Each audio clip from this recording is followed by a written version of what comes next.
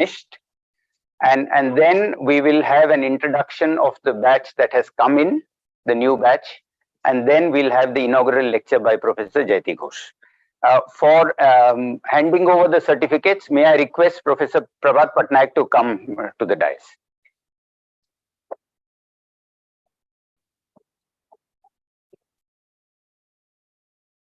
So I will, sir, please. Oh, how should we do? The certificates are here. I'll read the names out and say a few words about each one of you.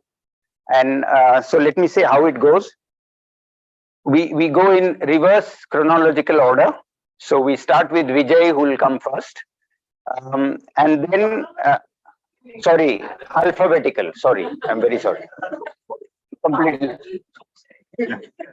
Sorry. Reverse alphabetical order of the first name. So we'll do that. Vijay will come first, and then the others. I'll say a few words. I'll sit down and say a few words about each one of you. Please come and receive your certificate from Professor Patnaik. Now we have students online. Some of them. One student who was in-person student, Revati, will come online, and then we have international students who will come online. We've requested students here, the classmates of online students, to receive certificates on their behalf. So in fact, we are distributing 23 certificates, and all of them will be received on behalf, self or on behalf of them. Okay. So Vijay is first. May I request the online participants to keep their, to mute themselves so that we don't have disturbance. So I'll say a few words about all the students. We are very proud of this batch. They are the first batch, and they have taken the program to a certain level, and we are very happy about it. And this puts pressure on us and also on the new batch to take it to the next level. So yeah, may I, Vijay.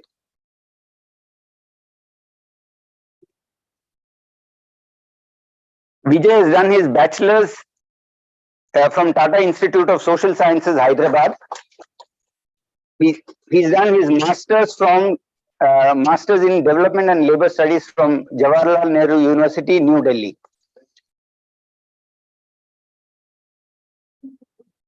Next we have Uma. Uma is from Morena in Madhya Pradesh. She's currently doing a PhD from Center for Economic Studies and Planning, JNU. She has done her MA in Economics and BSc from Jivaji University, Gwalior.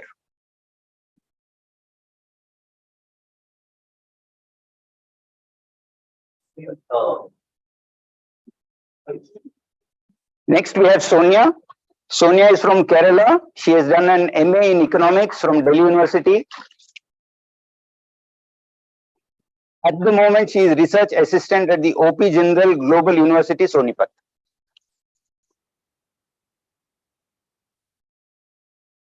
After that, we have Sneha.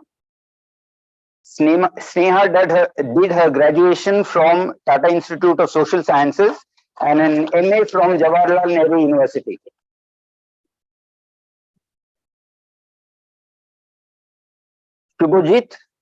Shubhajit is currently a researcher in the P. Sundaraya Memorial Trust, works with the All India Kisan Sabha.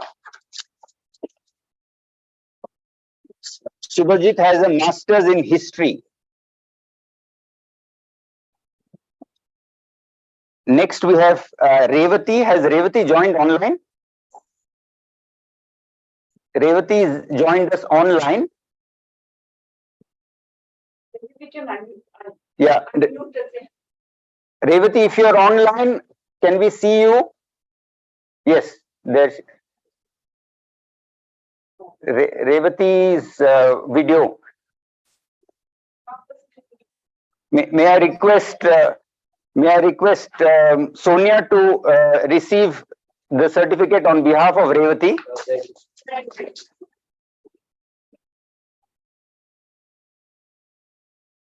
Thank you, Revati. So a couple of words about Revati. Revati's done her master's from Central University of Hyderabad. And she's also done field work in Maharashtra. She's worked in with a research team in IIT Delhi before coming for the Ideas program. After Revati, we have Pushpa. Pushpa is doing a PhD in CSP, Jawaharlal Nehru University. Her research is on livestock sector in Rajasthan. Before this, Pushpa has done studies in Jaipur, masters and bachelors. After Pushpa, we have Priya. Priya is doing her PhD in JNU.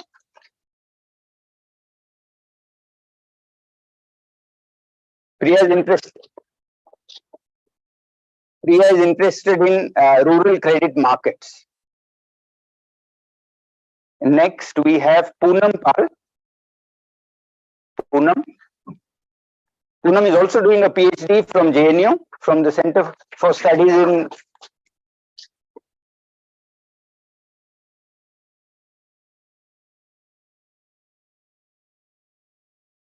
we had two Poonams in our batch. So the first Poonam in our list is Poonam Pal, and the next one is Poonam Bhamel. May I request Poonam Bhamel to come? Oh, here she is. Poonam Bhamel is also doing a PhD in JNU. And before this, she has taught in Delhi University. Next in my list is Niharika. Is Niharika around? She's not around. May I request somebody to come and receive? Should I? Namrata, please. Niharika has done an MA and BA from in mathematics and economics from the University of Edinburgh, and at the moment she's working in Delhi. Oh, then next comes Namrata. So Namrata comes twice. Namrata did her bachelor's in Calcutta and master's from JNU Delhi.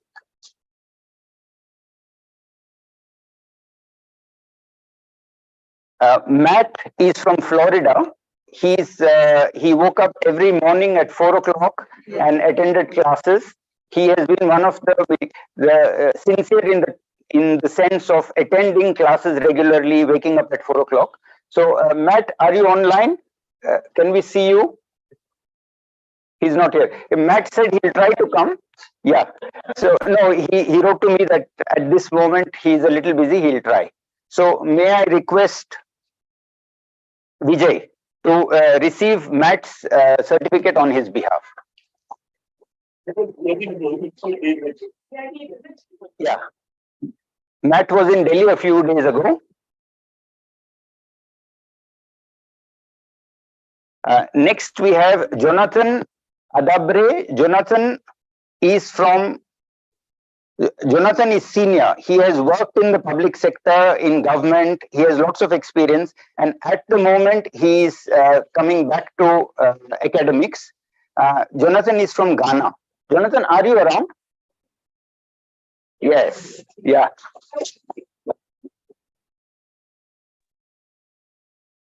Thank you. May I request Shubhajit to come and receive the certificate on behalf of Jonathan?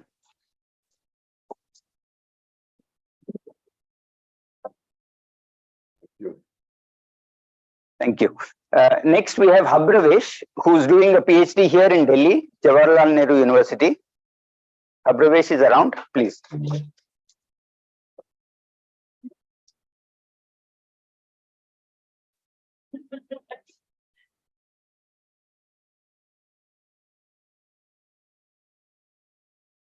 Gauri has done her master's from JNU.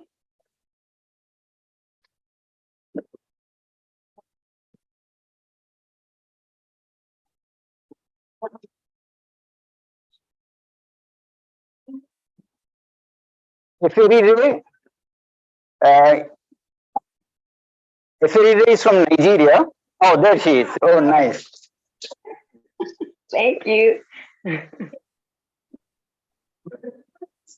So, Eferi is a PhD candidate in Ibadan, University of Ibadan in Nigeria. She is also one of our very regular and committed students. We are very happy she is receiving the certificate today. May I request Uma to come and receive it on her behalf?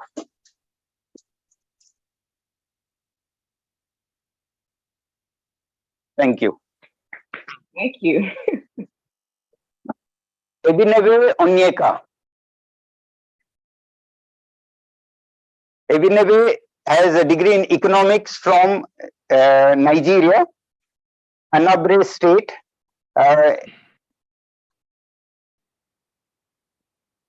He is also a PhD candidate at the moment. May I request Habravesh to receive the certificate on his behalf? Thank you. Thank you.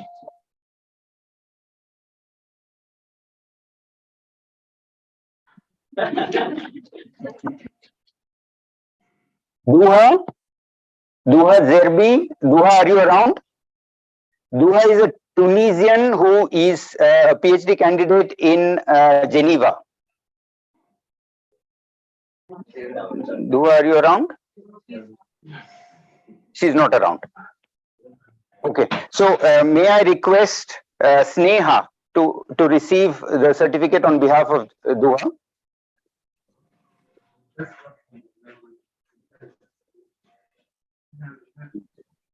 Devahuti did her MPhil in political science from Delhi University, and before that she has done her studies in Calcutta.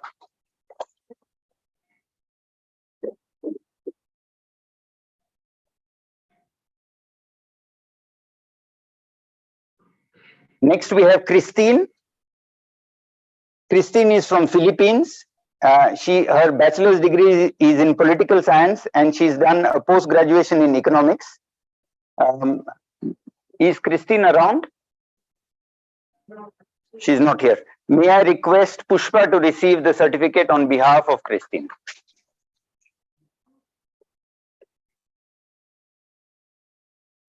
Thank you. Next on my list, I have Anna Drula. Anna is from Brazil. Oh, Anna is here.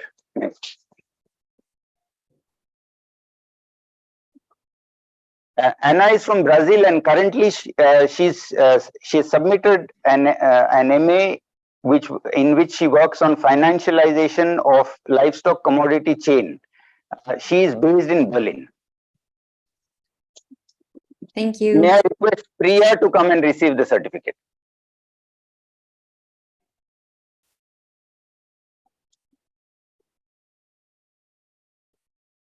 Last on my list, I have Akash.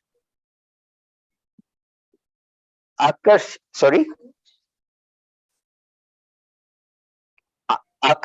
has done a BA in economics and MA also from Hyderabad. And at the moment, Akash and Sonia are working as research assistants in a project on health at the OP Jindal University. So with this, we are done with the distribution awarding of certificates. I would like to thank Professor Patnaik for doing this. And again, thank all of you for having joined, come for this program. Now we will have introductions of the new batch of students. I have announced to the students the sequence in which they'll come. Can we have microphones, please? They could maybe just come up to the... They'll come.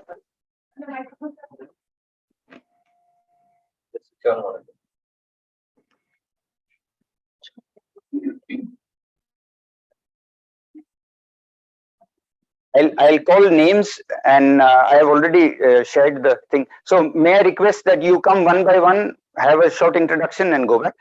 David comes first. Akum David Longkumar.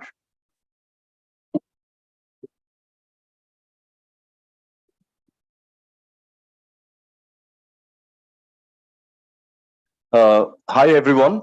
My name is Akham, but you may call me David, as I've already said before to this current cohort, at least.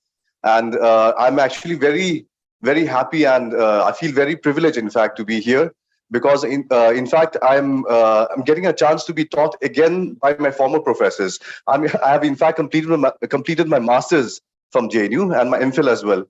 And I hope to complete my PhD as well from Jawaharlal Nehru University, New Delhi, in case the acronym didn't make sense to our friends over there.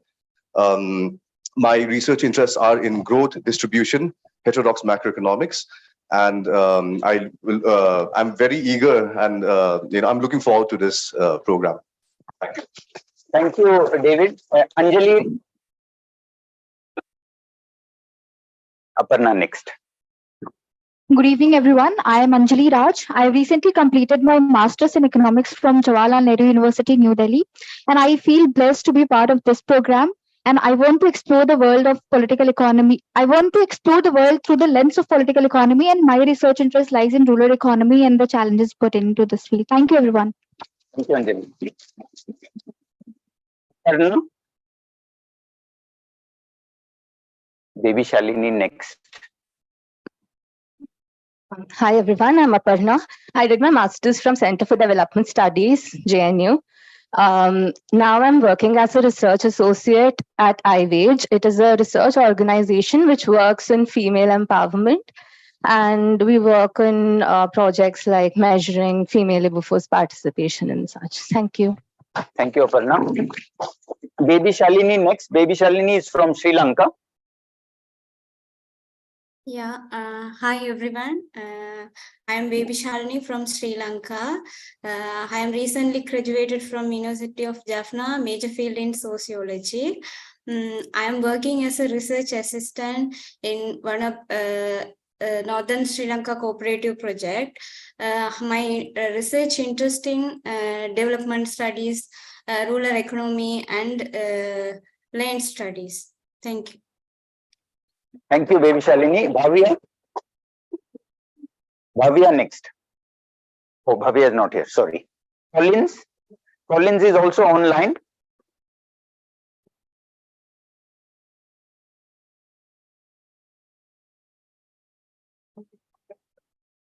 Collins Miruka, are you there? Okay. So then next is Daniel. Daniel is on there. Yes, good afternoon, everyone. My name is Daniel Obeko. I completed my master's with under the Global Labour University at the University of Kassel, and then the Berlin School of Economics and Law. My interest of study is obviously to understand more or to delve deep into heterodox economics. And more recently, I've been getting into the whole idea or the whole economic concept of special economic zones. And so I'm very much interested in how heterodox economics helps me understand and analyze or review these so-called special economic zones, which from all literature doesn't seem to work. And we still, unfortunately, are pursuing that in Africa. Thank you very much. Thank you, Daniel. Next, we have Deepankar Basnet. Deepankar is from Nepal and in Canada, if I got it right. Hi, everyone. Good to see you all. Firstly, congratulations to those who successfully completed the advanced certificate program, and best wishes for your future endeavors. I am Deepankar Basnet. I'm originally from Nepal and currently living in Toronto, Canada. I hold a Master's of Economics from Macquarie University in Australia. My research interests are mainly in monetary policy from a developmental and heterodox or pluralist perspective, as well as development economics. I'm currently in this course to gain further understanding of economics from a heterodox approach. I aim to pursue a PhD in economics in the future. Thank you. Thank you, Deepankar. Next, we have Emilia, who is also online. Emilia is from Argentina. Hi, everyone. I'm Emilia from the north of Argentina. I'm a PhD student in University of Buenos Aires, and I work like teacher assistant in the National University of Tucumán, that is from my house. I'm interested in inequality, macroeconomic, and gender perspectives. Thank you. I'm happy to be here. Thank you, Emilia. Ivan, are you here? Are you there?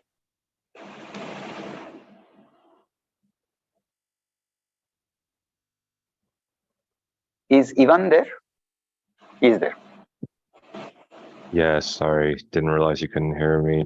Evan from Kansas City, Missouri. Glad to be here. Thank you. Working on my master's in economics at UMKC, which is a heterodox department, and I just am very passionate about heterodox economics and political economy. Very glad to be here. Very eager to learn. Thank you. Ivan, we would like to know what time it is at in your place. You don't have to switch your camera on. You can tell us.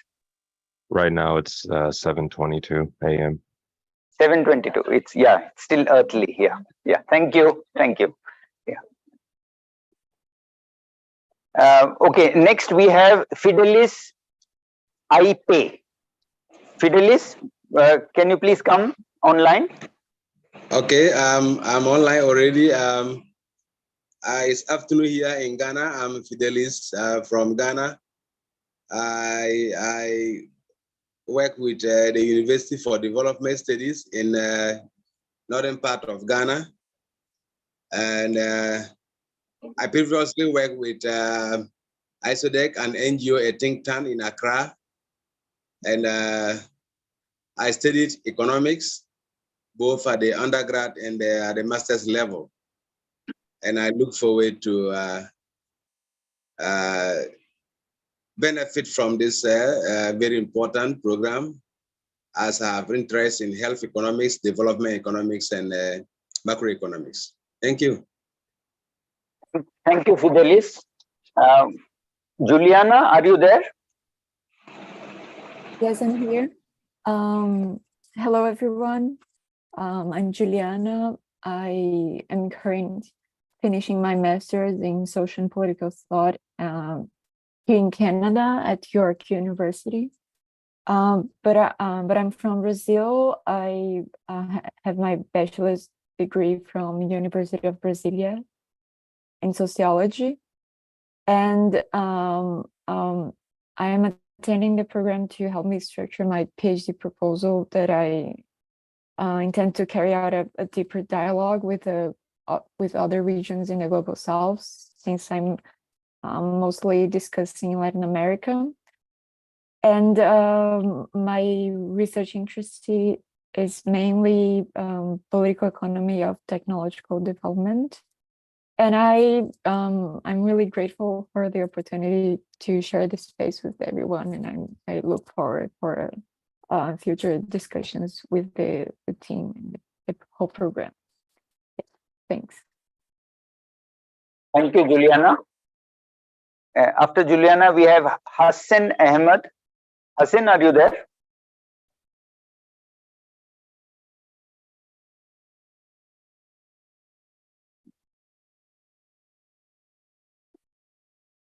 Yeah, so Hassan is not there. We'll come back to Hassan if possible. After Hassan, we have Jitendra Sharma, who's here. Please, Jitendra. Hello, everybody. It's good to be here, and it's a pleasure to be here today. My name is Jitendra, and I have done my master's in international politics from the Academy of International Studies, Jamia Emilia Islamia, and also I'm pursuing a PhD from the same department. And my research interest lies in the African politics, focuses on the eastern part of the continent, and my research theory interests are the post-conflict societies and their consequences. And that's it. Thank you. Thank you, Jitendra. Jyotismita.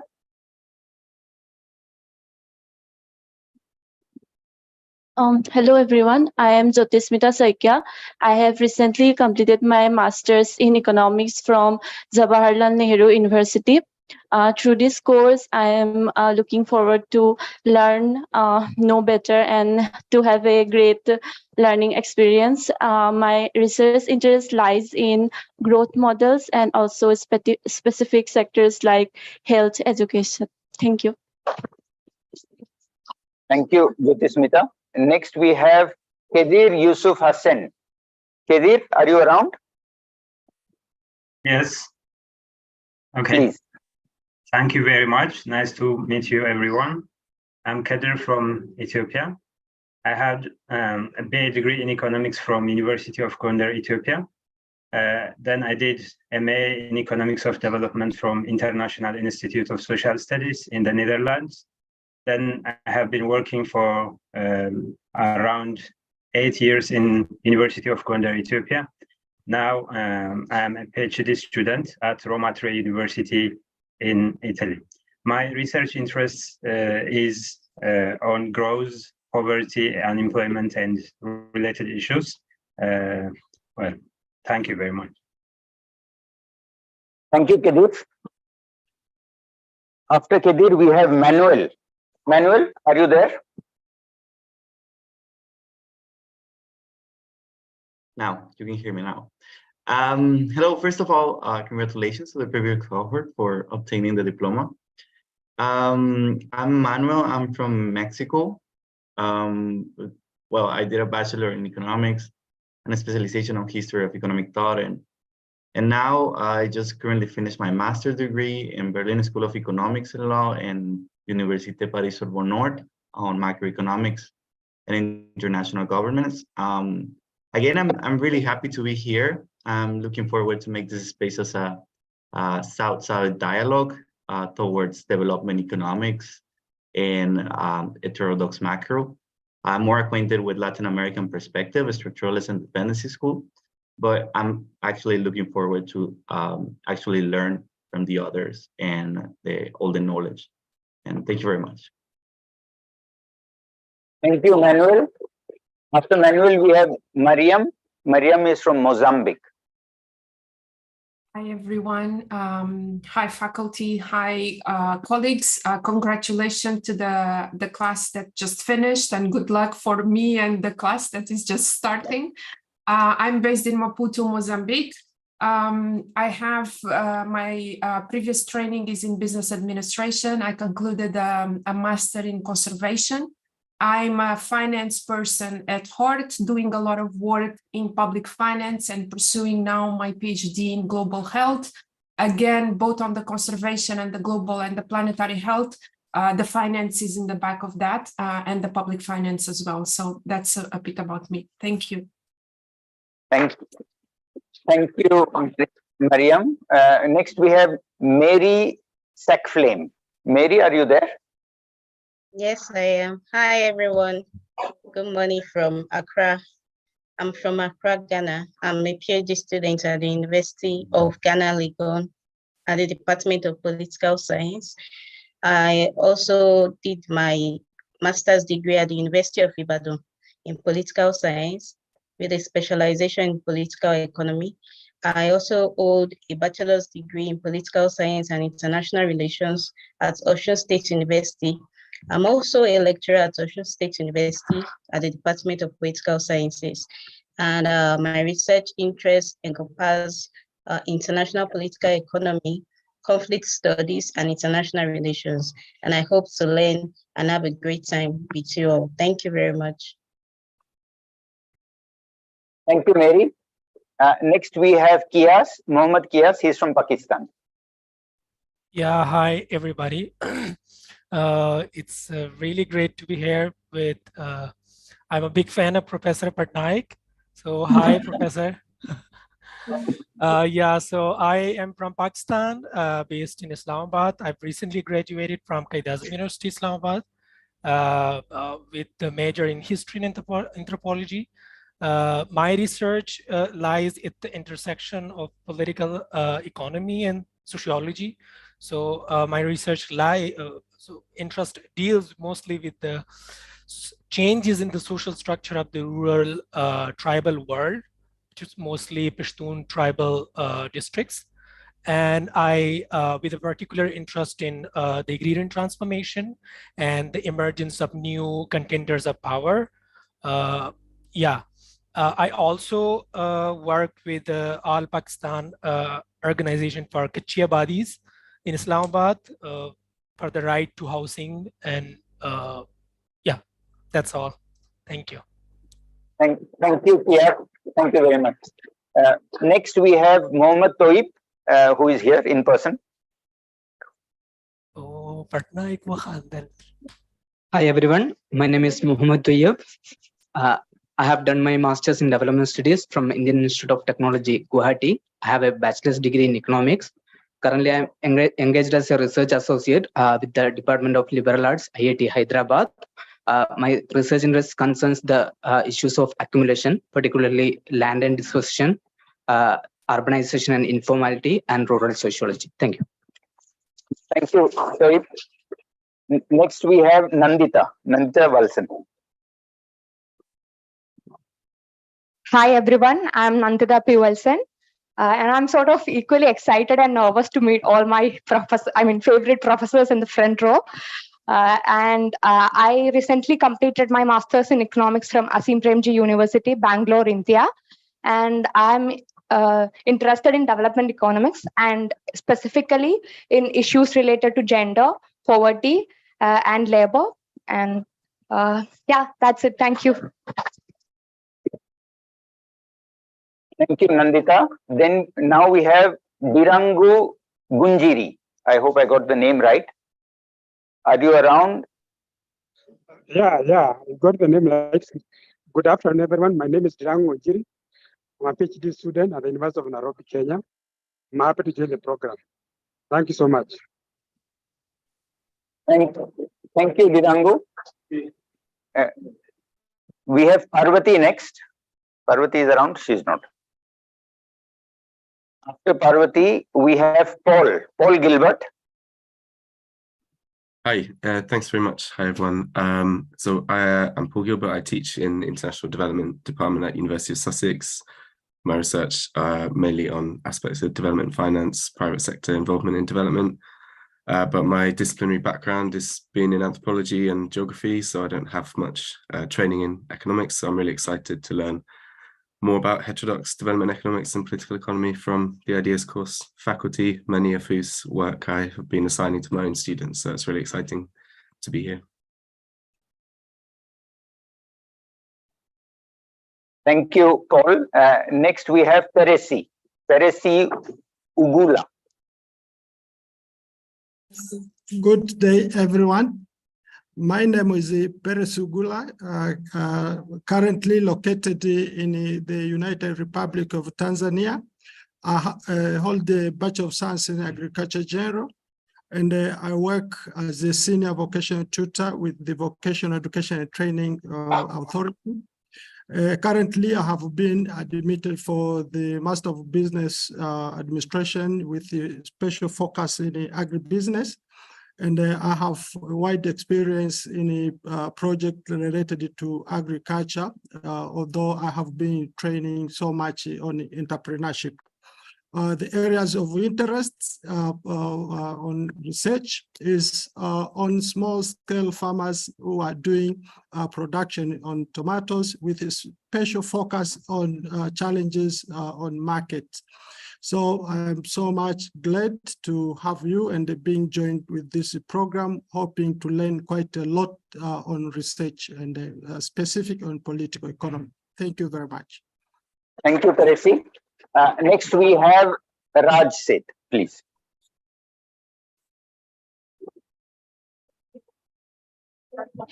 Raj, this one, sorry. Hello, everyone. My name is Raj. I have done my master's and bachelor's both from the University of Calcutta, and I have done my MPhil from CESP, Jawaharlal Nehru University. Now I'm doing a PhD from the same center, and my research area of interest are mainly macroeconomy modeling, public finance, and some areas of Black economy. And I'm feel very happy to be here, and I look forward to this course. Thank you. Thank you, Raj. Next, we have Reshma. Ritwik after this. Hello, everyone. I'm Reshma Raman. I recently completed my master's in political science from Zim Valley University, New Delhi, India. And my research interests are mainly political economy of underdevelopment, dispossession, and identity formation. I'm really grateful and excited to be a part of this course, and I really look forward for the classes. And thank you. Thank you, Reshma. Next, we have Ritwik.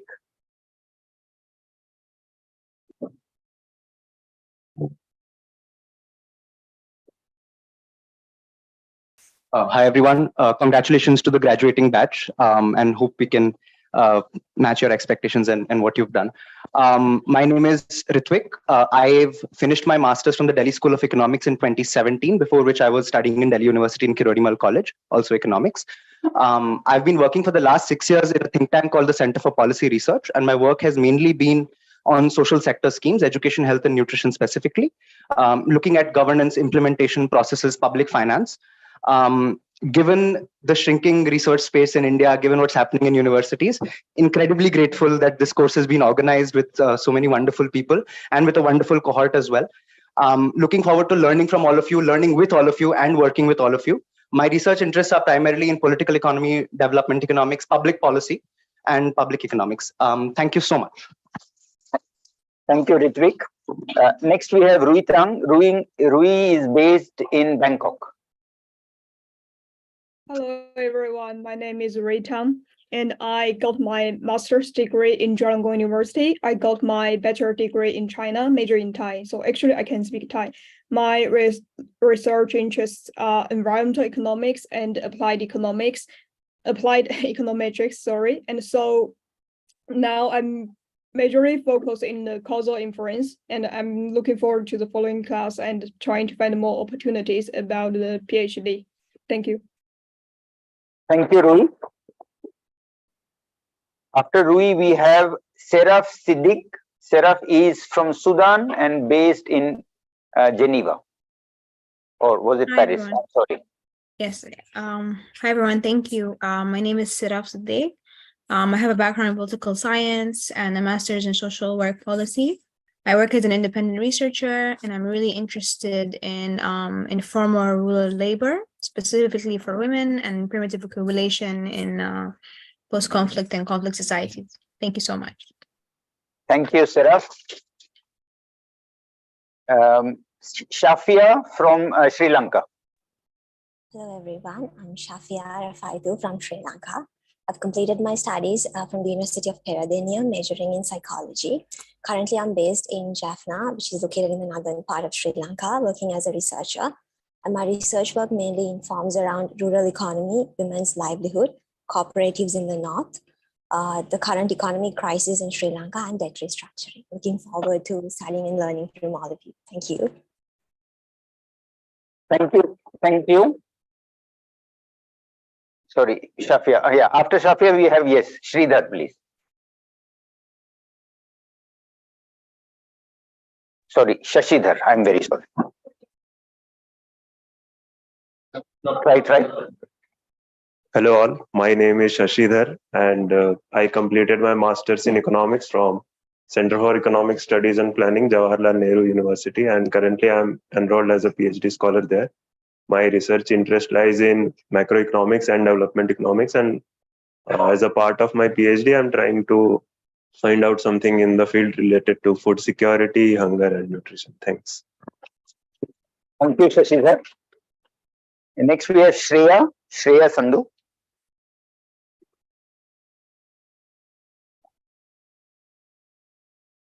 Good evening, everyone. I'm Shreya, and I have a background in sociology. I'm pursuing my PhD from the Center for Studies in Sociology of Education in Tata Institute of Social Sciences, which is in Bombay. And I've also taught in Delhi University for 3 years at Hindu College.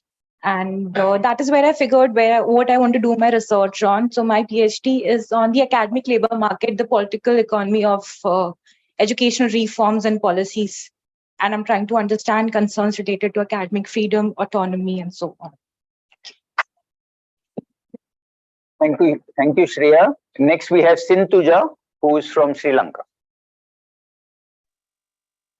Hello, everyone. I'm Sintuja from Sri Lanka. I currently reside in Jaffna, northern part of Sri Lanka.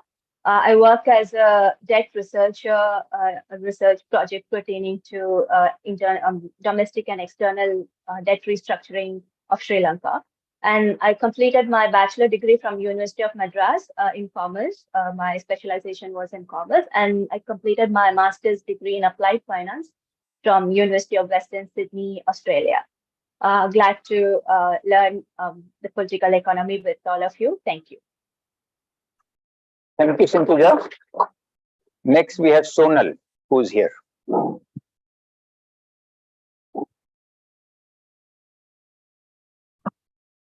Hi everyone, I am Sonal. I am from Delhi. I have my undergrad in geography and then I did my master's in development studies. I also worked for a year with an NGO in this state of Jharkhand in India with the tribal communities, and that's where rises my research interests, which are tribal development, their governing systems, and forest conservation, forest rights, and also indigenous knowledge. And I also thank Ideas for providing me with this great learning opportunity. And I really look forward to learn economics mostly, which has been the weakest subject of mine so far. So I really look forward to this course. Thank you so much. Thank you, Sonal. After Sonal, we have Sonia.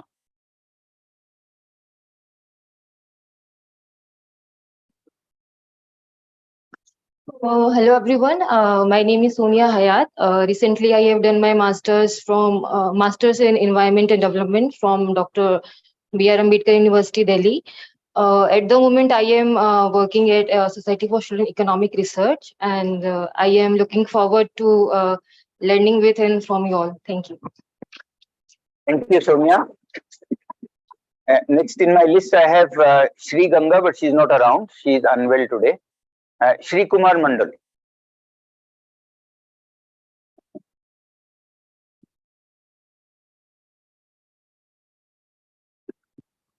Hello everyone, I'm Shri Kumar Mondal. I'm doing now a PhD in core economics. I'm trained in, I'm doing PhD from Vidyasagar University, West Bengal, state in India.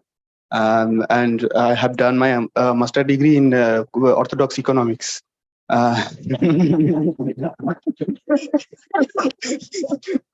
I have come through the advertisement of this course, and my guide, my supervisor, Suripta Jha, she is a big fan of Sir Prof. So she told me to join that program. That's all. Thank you. Thank you, Shri Kumar. We have Tinku now, Tinku Rani.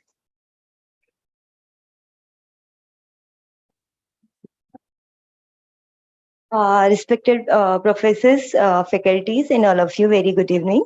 My name is Tinku. I am from Delhi. I have done my master's from Kurukshetra University, Haryana.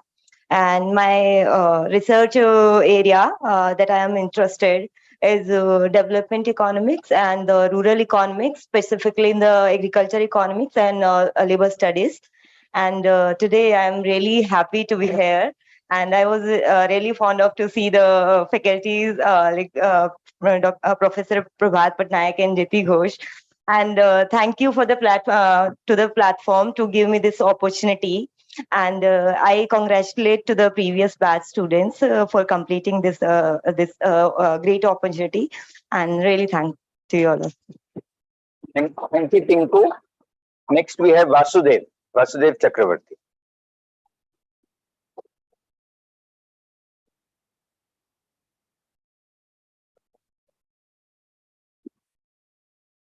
Hello, everyone. First of all, thank you to the Ideas team and everyone involved for giving us this course. My name is Vasudev. I have done my master's in labor studies from Jawaharlal Nehru University. After that, I worked for about a year and a half as a parliamentary secretary to a member of parliament. And now I'm doing this course. And thank you all. I'm very happy to be here. Vasant Raj. Next, Vasant Raj is from Sri Lanka. Hi everyone, I'm Vastavan Vasant Raj from Northern Sri Lanka. I'm graduate from University of Jaffna in sociology. I'm currently working as a junior researcher in corporate research in Northern Sri Lanka. My interests are peasant studies and livelihood and land politics and water politics and social changes. That's my interest. Thank you. Thank you, Vasant Raj. Next, we have Vijay, who's also from Sri Lanka. Vijay, please. Good evening, all of you. This is Vijay from Sri Lanka. I'm living in Central Province. First of all, I want to thank to IDEA this program. Nice opportunity to us. And also my research interests are the land related and the education and the cooperative and livelihoods and labor studies and the social protection, especially in the plantations, tea plantation sector. Thank you. Thank you, Vijay. Next, we have Vivekanand, who is here.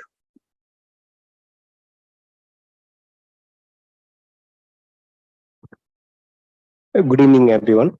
I'm Vivekanand. You can call me Vivek. I like the name Vivek. I completed my master's from Center for Economic Study and Planning, Jawaharlal University, and now I am just working as a research assistant in IIT Delhi. And my interest area is international economics and development economics, international trade also. And thank you, everyone, and congratulations my previous batch. And thank you so much, sir, for giving me opportunity to introducing again in this front of this class. Thank you, sir. Thank you. Thank you, Vivek. After Vivek, we have Willy Bedell. Willy is in the US. Hi, everybody. I'm Willy Bedell again.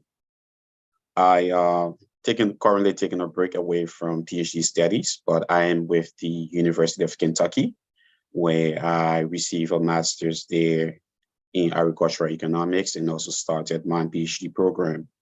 I am currently working with a series of firms across the US and Africa. In Africa is the Rama Works. We do a lot of work with USAID in the agricultural development spheres.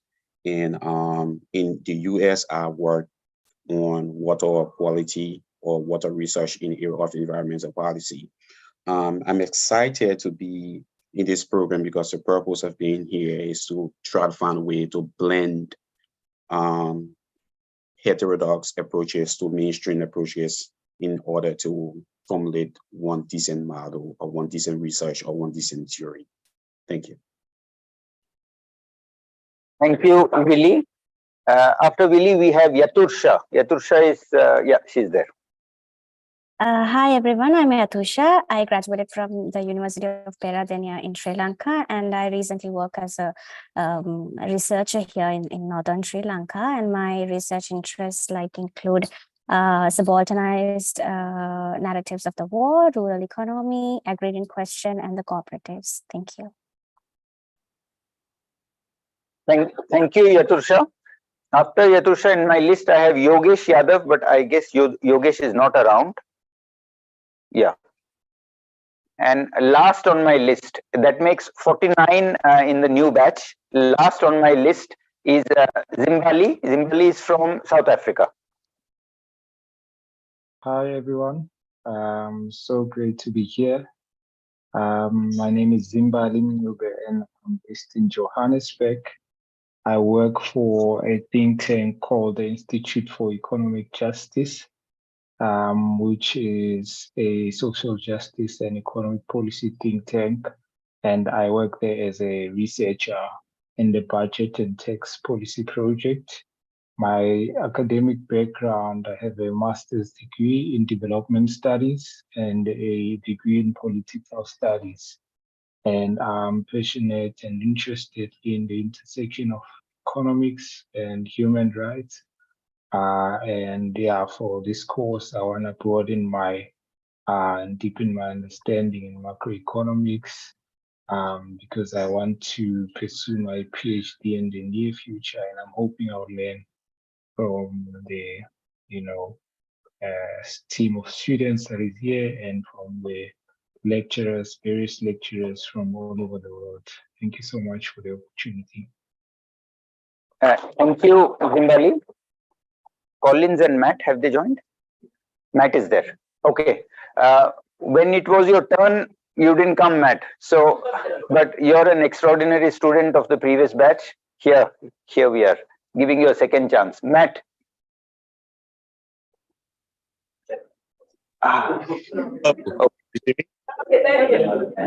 Yeah. Hi, Matt. We had the awarding of certificates and we missed you. So I just thought I'll call you in to show you to the audience. Hi. Thank you, Matt. Has Collins joined? No. Okay. So with that, we've come to the end of part 2 of our program today. Part 1 was awarding of certificates. Part 2 was introductions. I would like to thank all of you, students from the outgoing batch, students from the new batch, Professor Patnaik for giving the certificates. Before Professor Jayati Ghosh comes in for the inaugural lecture, I'll take a minute to thank our team here. I would like to take names and thank them. All of you received number of messages, contact. Ankur is very important for us.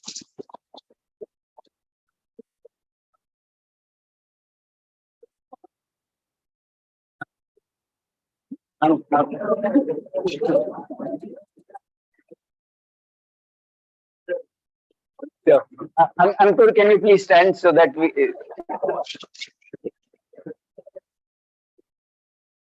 So, there's a lot of hard work which goes in, and there is a small team which does all of this. Ankur is very important. Together with Ankur, we have Pawan.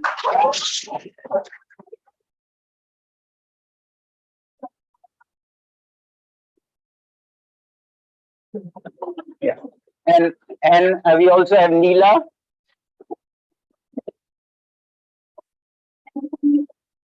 There are 2 more people who are also important, but today they are not present. Preeti and Arun. So at some point you will meet them.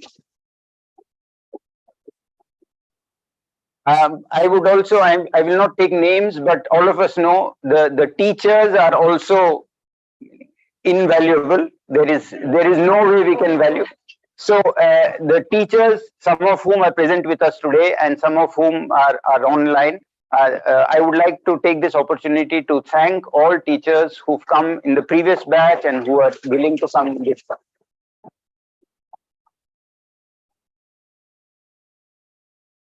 Shall we take a 5-minute break and then Professor Jayati Ghosh will deliver her inaugural lecture. Yeah. Thank you so much.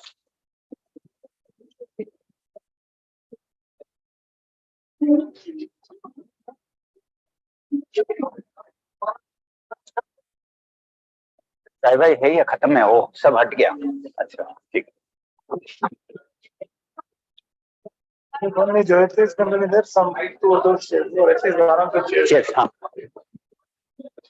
we can also change the table. No, doesn't help. ठीक.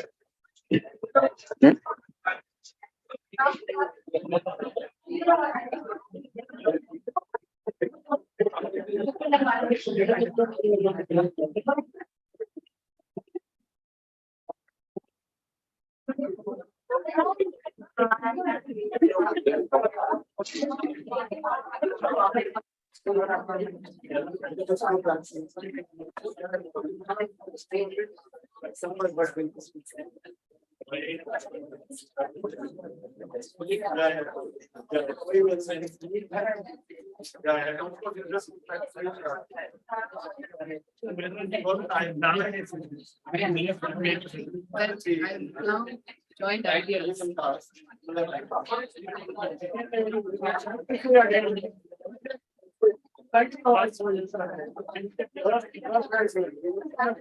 Oh, that's good. That's good. Those areas before. I like for a while.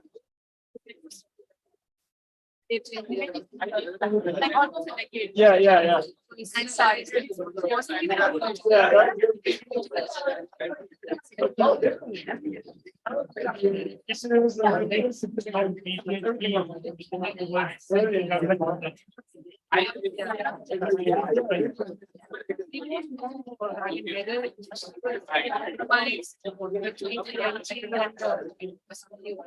Something like that.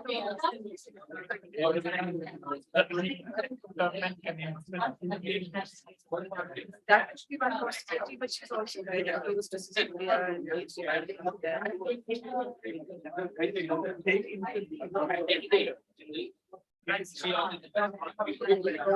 it's very perplexing for us.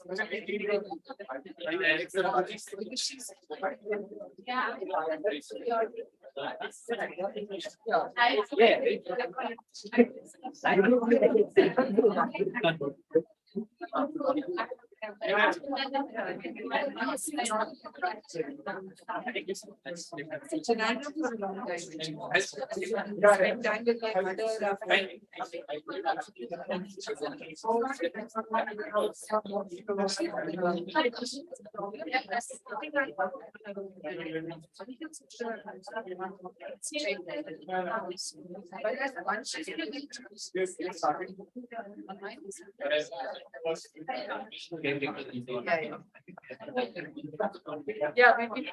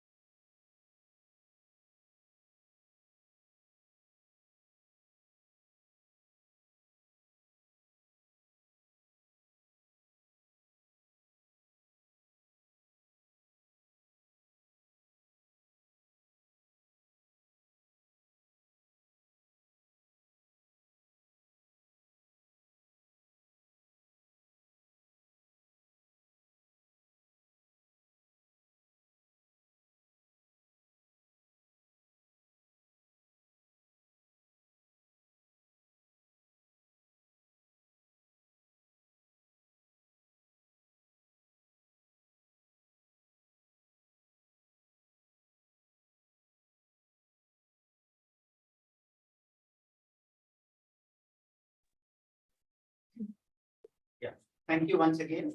On behalf of all of us here, I welcome Professor Jayati Ghosh to deliver the inaugural lecture. Professor Ghosh will speak for 40-45 minutes, more than 30 minutes. And after that, we'll have a short discussion. Thank you. Okay, so is this on? You can hear it? Yes. Yeah. Okay, great. So first of all, I'm absolutely delighted. I was just talking with Sonal. It is so wonderful to be in a place where there's so much positive energy. And I'm getting that positive energy from the former students, from the new students. What an amazing cohort. it's really, I think you're going to learn much more from each other than from many of us. But I have to tell you, there are some fabulous lecturers out there. So don't go by this evening. Then you would have a really wonderful time. So yeah, I'm really delighted to be able to inaugurate this course. And I do hope that all of you are going to have as much fun as I think you do. Okay, so I'm going to talk about what you can see. Yeah, what's wrong with the global financial architecture? This is possibly not something that many of you are directly interested in. I got the sense many of you have much more specific concerns, things about rural development, things about agriculture, employment, unpaid work, social issues, etc. On the other hand, the reason I decided to talk about this is because, whatever you're looking at, all of this matters. And it's going to impact everything. But he says it's not audible. It's not audible. It's not. Actually, it's not audible. I think.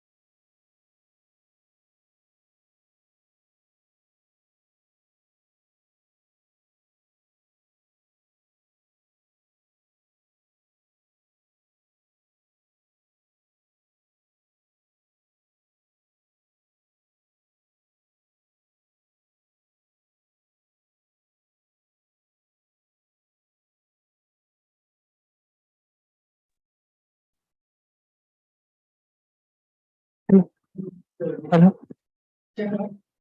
Is this okay? Yes. You can go.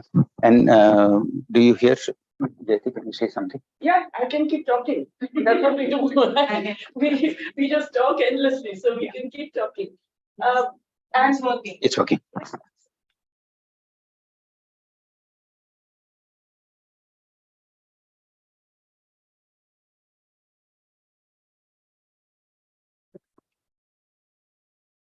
Can you hear me now?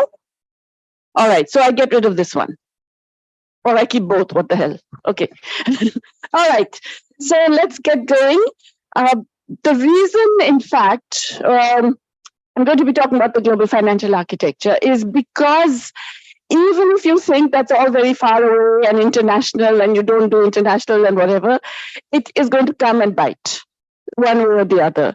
And so you have to be aware of some of the big things that are going on out there and how those play out. Also because it's too important to be left to those who claim that they know more about it and that there are only certain things that can be done. So just to remind us, what do we mean when we say there's an architecture and what's it there for? What's the purpose of having a global system, an international financial system, architecture, whatever you want to call it? And there are various things it's supposed to do. Okay, the reason why it was set up, let's say why the Bretton Woods system was set up after the Second World War, is to enable certain things. And one of them is, of course, to have a stable means of payment for all international transactions, okay, and international money. You're going to get a lot more on what money and international money is from Professor Patnaik. So I'm not going to get into that. But basically, you do need some kind of a structure that people are agreed on. If you're trading, if you're doing any other kinds of foreign exchange transactions, if you're doing, tourism, if you're doing anything, you do, and certainly if you're then buying and selling assets, you need to have a stable means of exchange. So that's one purpose, right, of an international architecture. And of course, finance, why do we have finance at all, right? It's supposed to intermediate between savings and investment. That's the whole purpose of finance, supposedly. In the international sense, then, what do we mean? We are expecting countries that are capital rich, capital surplus, to be sending that capital to poorer countries that are capital poor. That's the other second purpose, is that it's not just intermediating between savings and investment, but it's actually enabling capital to move from where it is surplus to where it is scarce. Okay, so that's the second idea of this having an architecture. And then the third idea is that you have to be able to deal with instability, volatility, crises. Okay, so there has to be a safety net. There has to be a system that enables countries when they are unable to pay, when they are facing crises of inadequate foreign exchange, when they have what we would call balance of payments crisis. There has to be some system that deals with these. Okay, so that's the third reason we have them. A system, or we hope to have a system, to prevent the volatility and to ensure safety nets for those that experience that kind of fragility in different circumstances. We also need to have a system of debt workouts. So remember that credit is actually the lifeblood of any market system. Every market system operates on credit. Most market systems in the world, within countries, have systems of debt workout, because in fact defaults keep happening. Yeah, they happen all the time in all countries, in all market economies, and they are dealt with within those economies. Globally, we don't really have a system, but the idea is that you therefore need a way in which debts can be worked out globally as well. Once you allow for inter-country debt, therefore you have to have a system for that to work out, okay? So broadly speaking, these would be the reasons why we need a broad architecture. And in fact, the IMF Articles of Agreement is kind of aware of all of these things. It mentions all of these in different ways, perhaps not exactly as I have phrased it, but it covers all of these areas. And the idea of having an architecture is precisely to somehow ensure that these things happen, okay? That these broad requirements of an international architecture are met. Unfortunately, right now, in fact, none of them is met.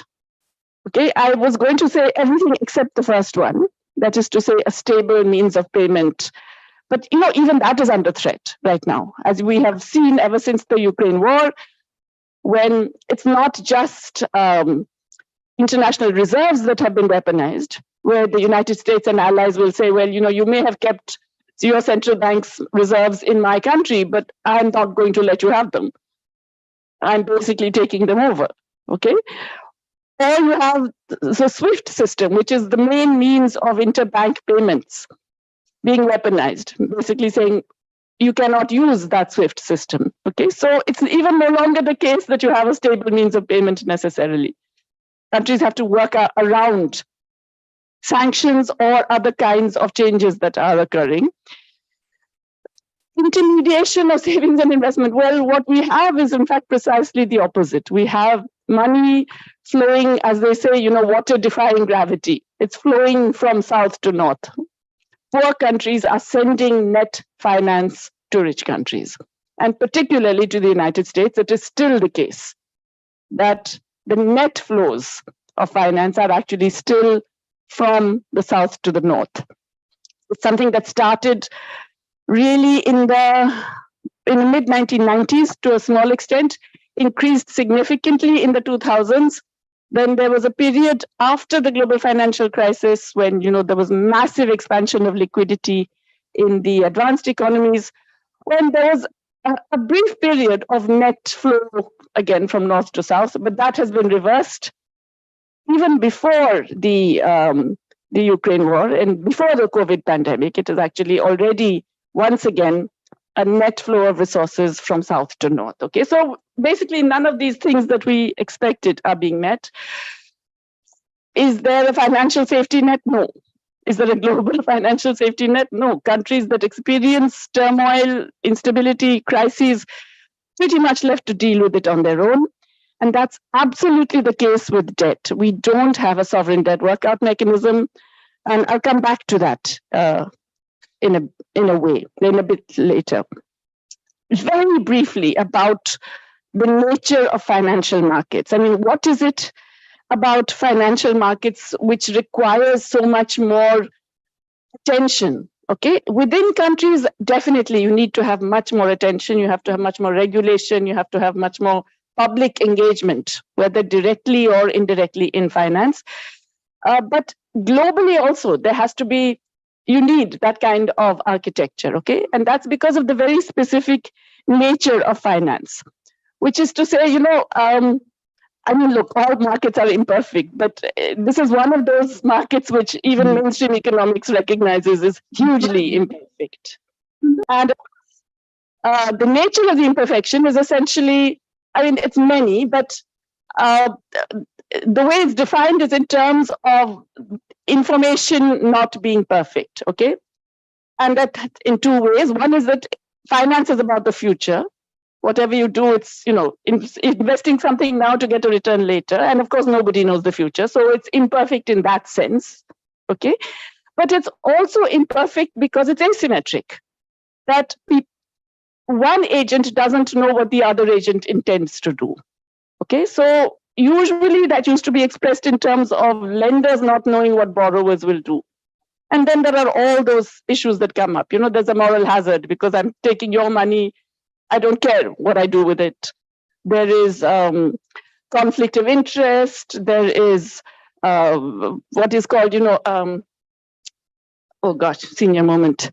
When supervision issues, because there is a problem. I mean, there are many different kinds of imperfection that comes purely because of the fact that information is not equally shared across all the people involved in the market.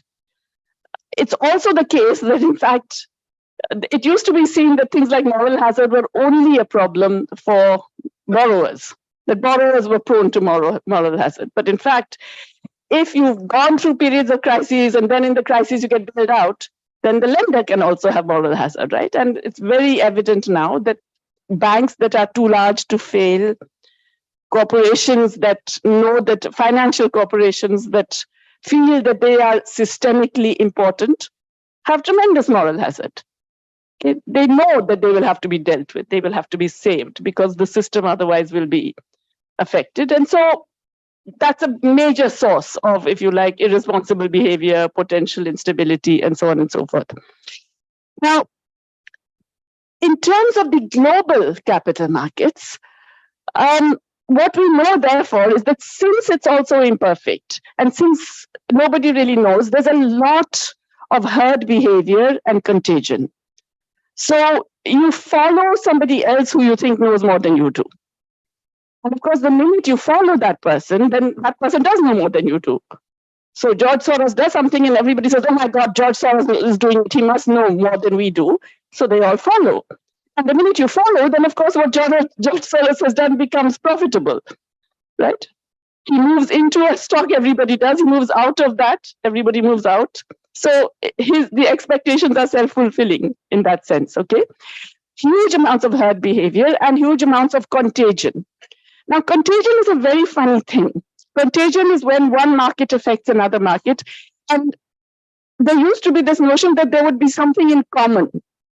Okay, even the idea of a domino, that it's a domino effect because there's some relationship between one market and another. But now the kinds of contagion you see, there's no relation, right? Something happens in the US, interest rates go up, and bam, the Brazilians get affected. When there's really no direct link. Or India gets affected, Thailand gets affected, Zimbabwe gets affected, everybody gets affected. Okay, contagion is something which is not necessarily geographically related, nor is it necessarily economically related. Yeah, and the whole idea, therefore, that financial flows reflect what these business newspapers like to call fundamentals, that's completely misplaced.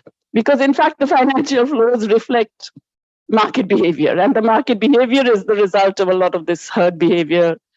Because you don't know, but you don't know, so you think somebody knows more than you, so you follow that one. And let's face it, if you are a quick follower, then you are actually profitable. If you're a slow follower, the typical retail investor, then you lose out. But there is that inherent tendency in financial markets. Okay, now, because of the fact that these capital movements are now huge, okay, there are many hundreds of multiples of real economic movements, or thousands of multiples, I mean, trillions and so on. Because of that fact, the capital flows themselves are creating the tendencies that then affect the real forces, okay? So the exchange rate movement is not happening because your exports are less than your imports. It's not because you have a trade deficit that your exchange rate moves. Your exchange rate moves because of the capital flows. And that in turn generates what happens to your exports and imports. So the causation is increasingly the other way around. And what's remarkable is that that causation is true for everyone, including relatively small economies with relatively undeveloped financial markets. It's not just, you know, the big rich countries in which this happens. It happens across the board everywhere. Okay, I'm taking too long on this, so let me move on.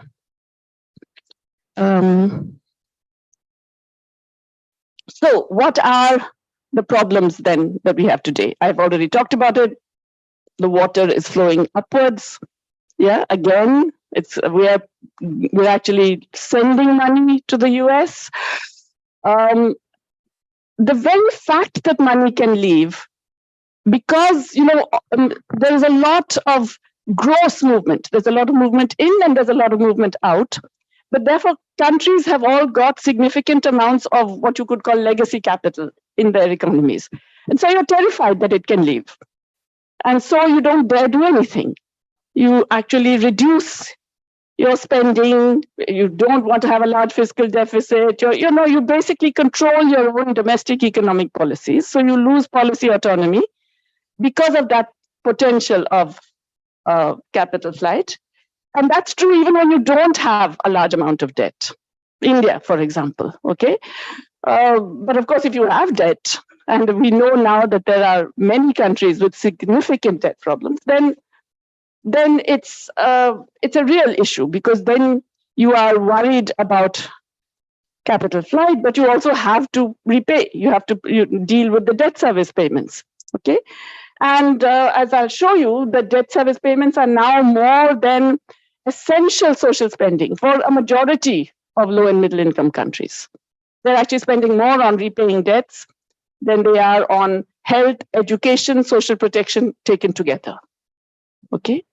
The other thing that's happened is that all of us, the rest of the world, are impacted by monetary policies, fiscal and monetary, but mainly monetary policies in the rich countries.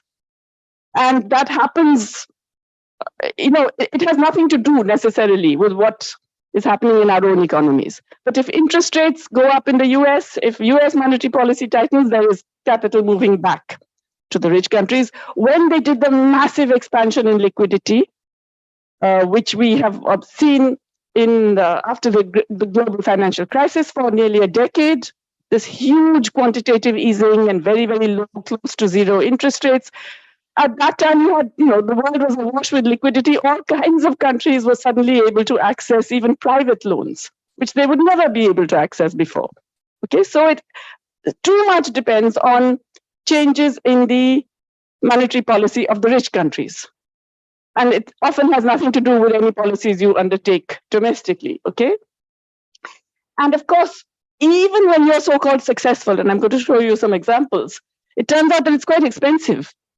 It turns out that you may not actually gain even in foreign exchange when you are a major attractor of capital, okay? And that's something that we don't adequately realize. You think, okay, they've been successful, they're getting all this FDI, or they're getting loans. It turns out that, in fact, they're not really getting net foreign exchange. What we found, especially in the last couple of years, is that something that we saw just around the global financial crisis, just before that food prices were affected by financial speculation. Same thing is happening once again. So finance is impacting.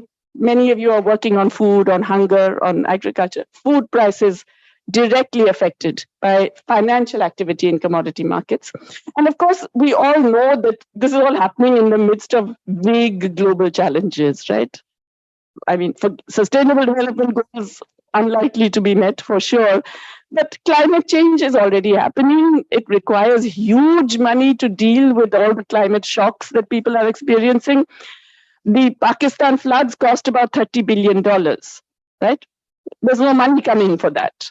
There's no compensation. There's no, where's your safety net in a global sense, you know? So instead of that, Pakistan has to be begging desperately to somehow get 4.2 billion over 3 years and, you know, and do all kinds of contortions, even after it has met with a major issue of loss and damage like that. So forget mitigation or adaptation. Even when you actually get a major climate emergency, you don't necessarily get the finance that's required. So in fact, you know, these are all the reasons why we had the architecture.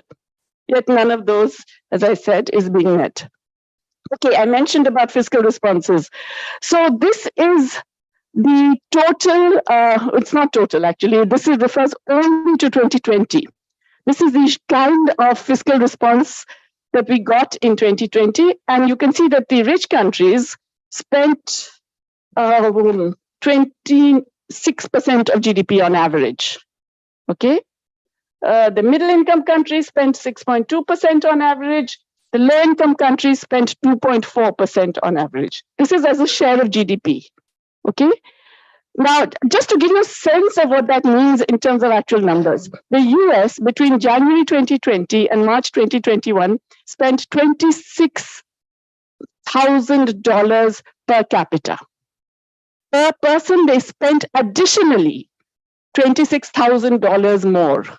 Okay, that was the additional fiscal response to COVID. The low-income countries, as a group, on average, spent $2 per capita additionally. So that's the kind of difference you're talking about, okay? Which really means you don't get that much recovery, you don't get the social protection, you don't get anything, really. What's really interesting is that we actually spent less than we did after the global financial crisis. We spent, in the global financial crisis, middle-income countries, low-income countries actually spent more as a share of GDP.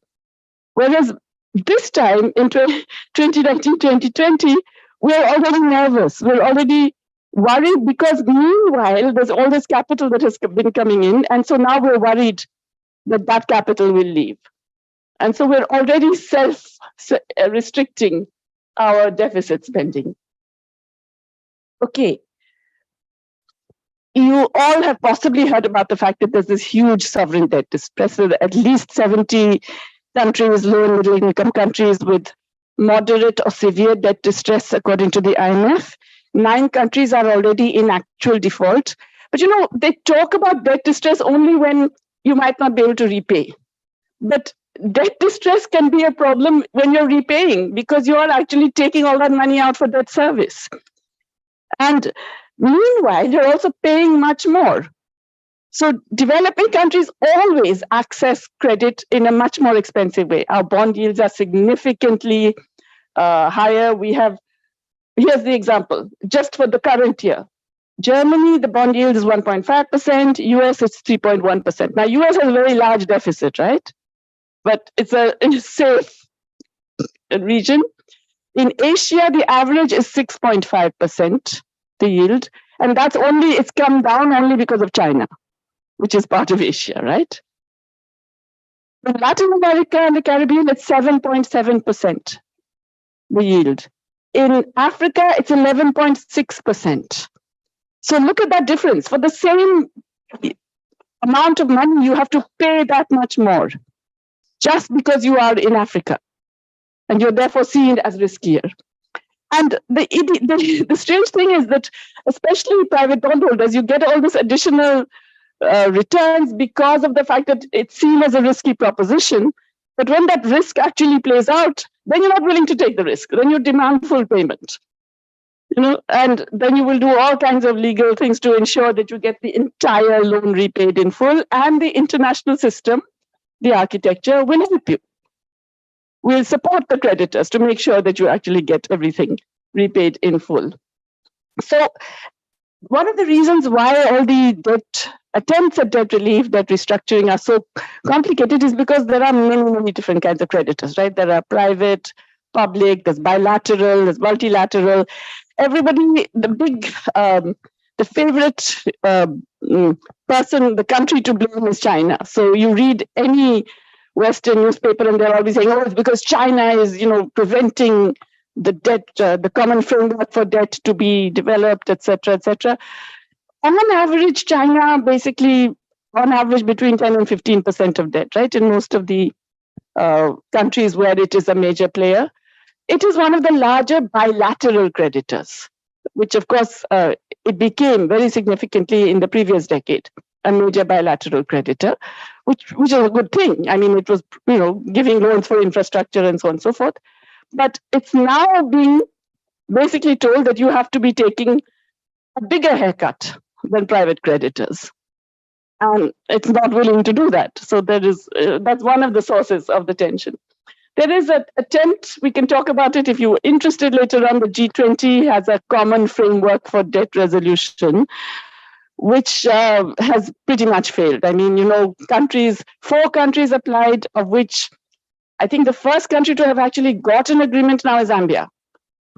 It's the only country that has got an agreement, and it's not a particularly good agreement. And anyway, it's a tiny and relatively small amount of restructuring, and with all kinds of concerns and issues in that.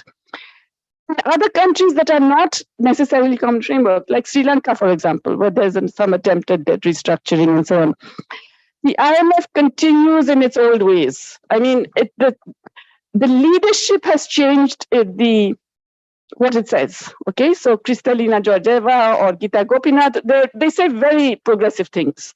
They say it's very important to sustain social spending, that you have to protect the poor, that you shouldn't allow, you shouldn't have fiscal austerity. They say all of these things. But on the ground, those IMF programs are pretty much the same. They're slightly worse because now they make you do stuff before you sign the agreement. So that the MOU doesn't mention all those things. But you will not get that agreement until you have done various pretty terrible things, which will have serious implications for your economy, whether it's raising electricity charges and water charges for the poor and farmers, or it is, forcing pensioners to take a big haircut or whatever, so all of that is done before the actual agreement, but it's done because of the IMF. Okay, this is what I told you earlier. This is the first one is debt service as a proportion of total government spending. And as you can see, the low-income countries are spending 1/3. And this includes countries that are not classified as debt-stressed. I mean, the debt-stressed are in there, but so are the others. So all low-income countries together are spending 1/3 of their total revenues on a total spending on just debt service. And if you compare it to social spending, the low-income countries are spending 171%. That is, they're spending 1.7 times total health, education, and social protection taken together. And social protection includes things like nutrition programs, food schemes, and so on and so forth. Middle-income countries, the LMICs are spending as much, slightly more than they are on health, education, social protection. So in fact, in both of these, it's a very, very serious amount that is being spent on debt service, even in countries that are not classified as being debt stressed. Okay, now I want to tell you about what happens when you're seen as the success story. Okay, and I'm leaving China out because China is such an outlier in every way. We can talk about that later. But there are these countries that are in the global literature, they're seen as big successes of globalization. Okay, India is seen as a big success. I know, but it is seen as a big success. Okay, Indonesia, Malaysia, Thailand, they're all seen as countries that have benefited from globalization. That after they opened their capital accounts, they were beneficiaries of very large capital inflows, that this has helped their growth rates to go up and been associated with, good things. That's the general perception. And of course, what we do know is that there are these phases. Now, the Asian crisis, 97, 98, was a real watershed, okay? Because what you found even in these three countries, Indonesia, Malaysia, Thailand, is that that's when, so these are countries that were very high investment rate, also high and rising savings rates, but the investment was higher than savings, right? And they were getting foreign capital. After the crisis, what you find is that the savings rate remains kind of high. It falls a little bit, but remains high. Investment rates collapse. So you get, in fact, a surplus of savings over investment. Then the Nike famously called it a savings glut in Asia. It wasn't a savings glut, it was an investment famine, but that's really, what happened. But they retained these open capital accounts. They actually opened up their financial sectors even more after the crisis. They went to GATS and made more offers, and many of the significant change in ownership structures in these countries in terms of foreign multinational financial players owning domestic finance and so on. All of them have very large increases in capital flows. So this is what's, they say, oh, look at Thailand, it's getting 70 billion a year in inflow. Yeah, but they also get outflow. You see, you have an open capital account. So money can come in, money can go out. And I want to actually just show you how that works. So this is for Thailand and Malaysia. The net inflow, so I don't know if you can see it, but there's a blue line and a red, okay, orange. There's a blue and an orange. So the orange is the outflow and the blue is the inflow. Now, what you can see is that in India, there's massive increase in inflows, but there's also very large increases in outflow.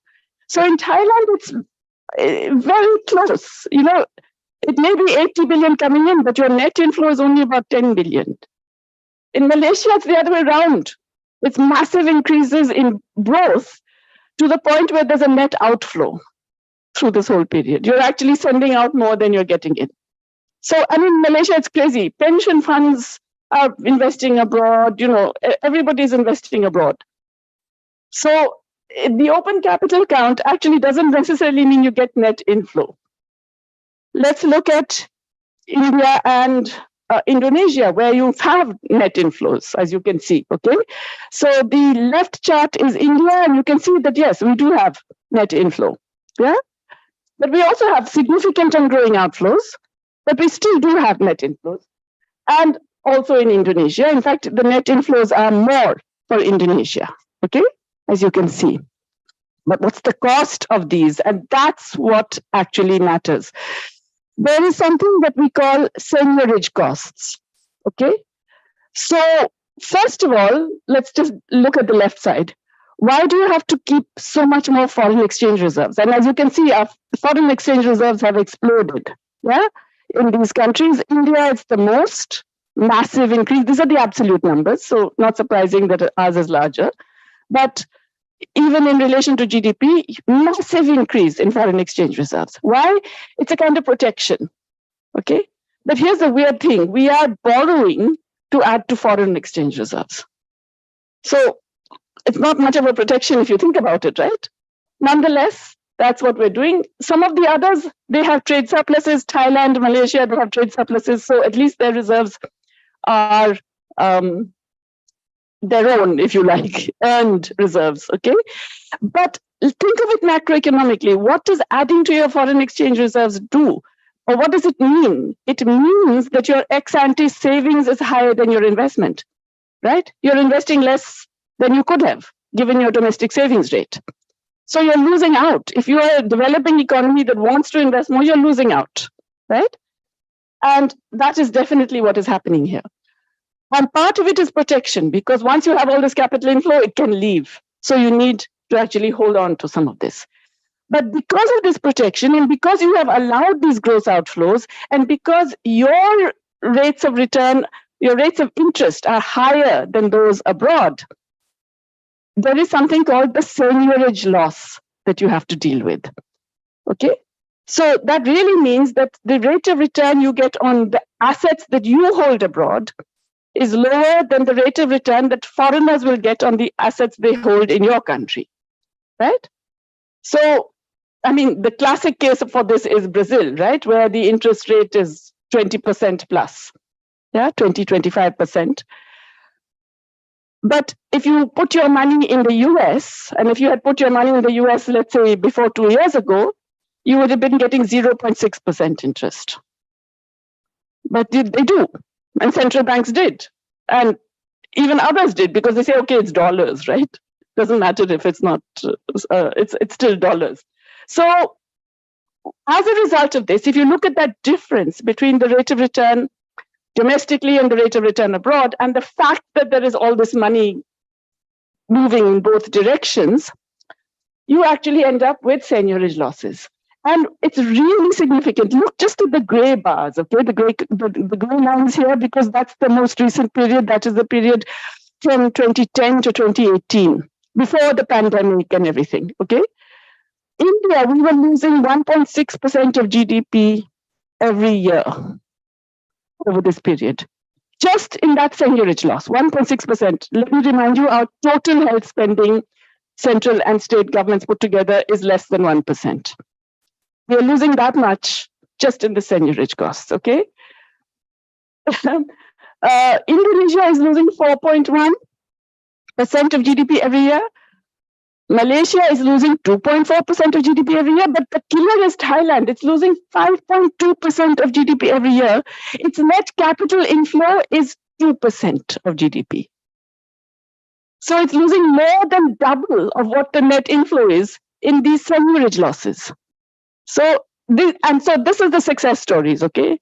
We are not talking about the tragic failures. We're talking about the success stories. Okay. Next quick point I want to talk about is wheat prices. Why? Because I mentioned food prices. I mentioned that food was increasingly in the, once again, happening, the food price changes were happening because of financial playing. So this is the recent change in world wheat price. Now, if you remember when the Ukraine war started, there was all this stuff about how, oh my God, this is terrible for global wheat supplies because Ukraine and Russia together account for 1/4 of global wheat export, and now prices will go up and it's a disaster, and etc. And of course, then prices went up, as you can see. Okay, prices come down again, and I want to indicate to you over here. Sorry if I'm moving out of the range of the camera. Over here, we are back to well before the war levels. Okay, this is the same level as September 21. The war begins, I mean, you know, basically around, I mean, the war begins in February. So it has nothing to do, I mean, and the war has continued. Okay? Nothing has changed in terms of the war. So what was the story given? First of all, that, oh my God, you know, production is affected. And it's a major part, it's 1/4 of global exports. And then Russia is blocking the Black Sea, not allowing Ukrainian grain out. And, you know, sanctions against Russia, so Russia cannot sell to a bunch of other countries. So all of this means that trade will be affected. Supply will be affected and trade will be affected, right? And of course, everyone says, of course, that must be the case. Did that actually happen? So let's look here. This is wheat production and what the FAO calls utilization, which is a proxy for demand. Okay. And as you can see, production does not come down. That's the last year. Okay, it doesn't come down. And the years here are 2021 to 2022. The year runs from July to June. So this is that peak when the prices go up. And as you can see, production has gone up. Utilization has also gone up. The gap between the two is only 6 million tons. Nothing, yeah, in global terms. But here's the other interesting thing. What about wheat trade? Wheat trade must have gone down. Not really, no. Wheat trade barely changes. It's 278 million tons, 275 million tons. Negligible change, okay, in wheat trade. Stocks are actually higher than the previous year. Sorry, the trade. Oh, the trade is going up. I'm so sorry. The stocks have fallen slightly. The trade has gone up slightly. trade actually increases. Exports increase in this period when everybody says, oh my God, it must have come down, and so on, okay? So let's look at it here in terms of the gap between production, supply and demand. Sorry, not production. So supply is opening stocks plus production, okay? And demand is the utilization that I've told you about, the FAO's definition, which includes use for all purposes of wheat. And as you can see, the gap between the two is highest in the period when the price rise is also the highest. In other words, supply is much higher than demand in that last year, and yet the price is shooting up. Yeah? Now, it shouldn't surprise us when you think about it, because wheat is a global crop, right? It's not just Ukraine and so on. And by the way, it's also a globally very competitive crop in the sense that there are many players out there who are willing to step in when one area loses its capacity to export and so on. So Canada steps up, Australia steps up, France steps up, a bunch of other countries actually start exporting more wheat. And as I've seen, total wheat production increases, total wheat traded in global markets increases by 6 million tons. So then what's going on? Why did it go up so much?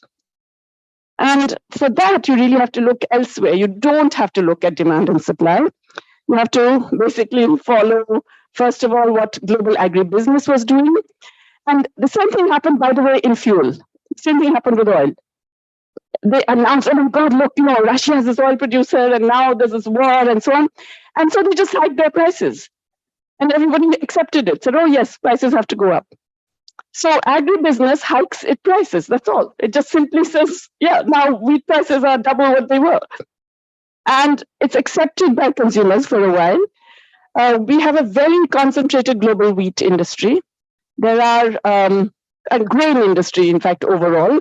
There's what you call the big four, ABCD, Archer, Daniel, Midlands, Bunge, and Bunge has bought up some other company whose name I have now forgotten.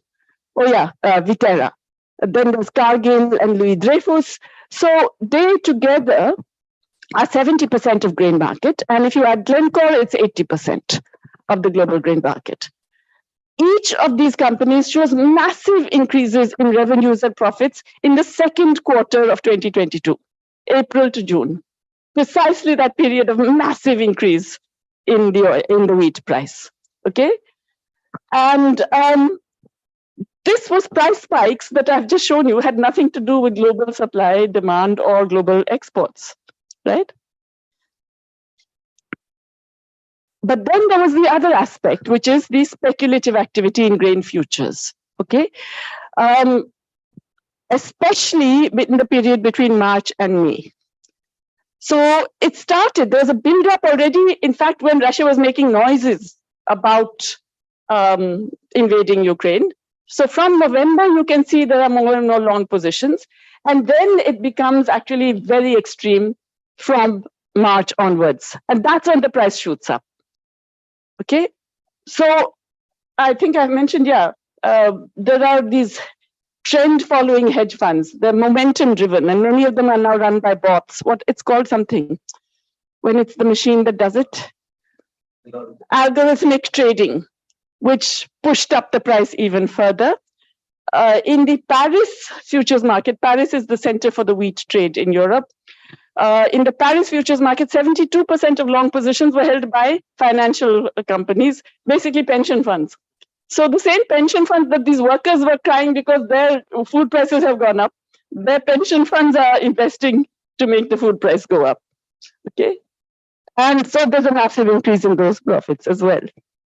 And it's exactly similar to what happened in the previous episode that I mentioned to you in 2007-8. The same global financial crisis period, a very, very similar thing. Basically, you get a price rise and then a price fall, which is entirely driven by financial speculation in commodities markets. So you can say, well, fine, it went up and it came down again. So what's the problem? The problem is that meanwhile, currencies of developing countries depreciate. So even when the price is down, we are paying much more for importing.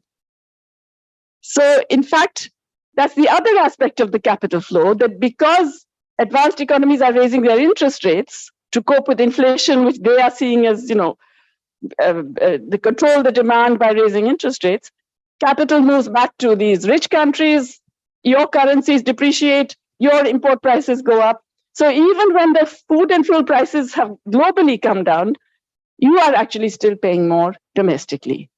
Okay? So clearly it's a terrible system. Can it be changed? I've taken too long. So I'm going to just very quickly tell you about some of the recommendations. I mean, there are many recommendations, right? There's this Bridgetown initiative. There are many people who have made lots of recommendations about how it's to be changed. I was involved in a board that brought out a report which I want to emphasize only because I had to fight like hell to get some of these recommendations. So I want to mention some of them.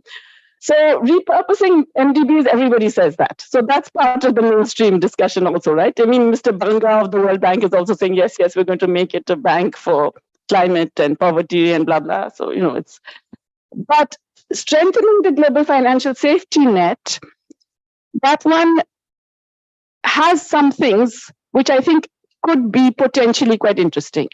We've suggested that we should have a multilateral swap facility along with major central banks. So currently what happens is that the US Fed has a swap facility. So if you're a US ally, or if the US likes you, or if the US sees you as systemically important, you get access to the swaps, but nobody else does. Okay? So the idea here would be to actually make this more democratic, make it an IMF swap facility, which countries can access in periods of need. Okay?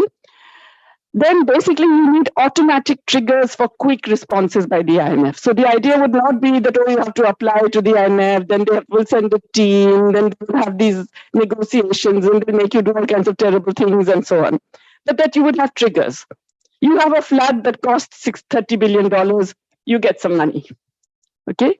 And so what we've suggested is that this should happen in the form of selective SDR allocation.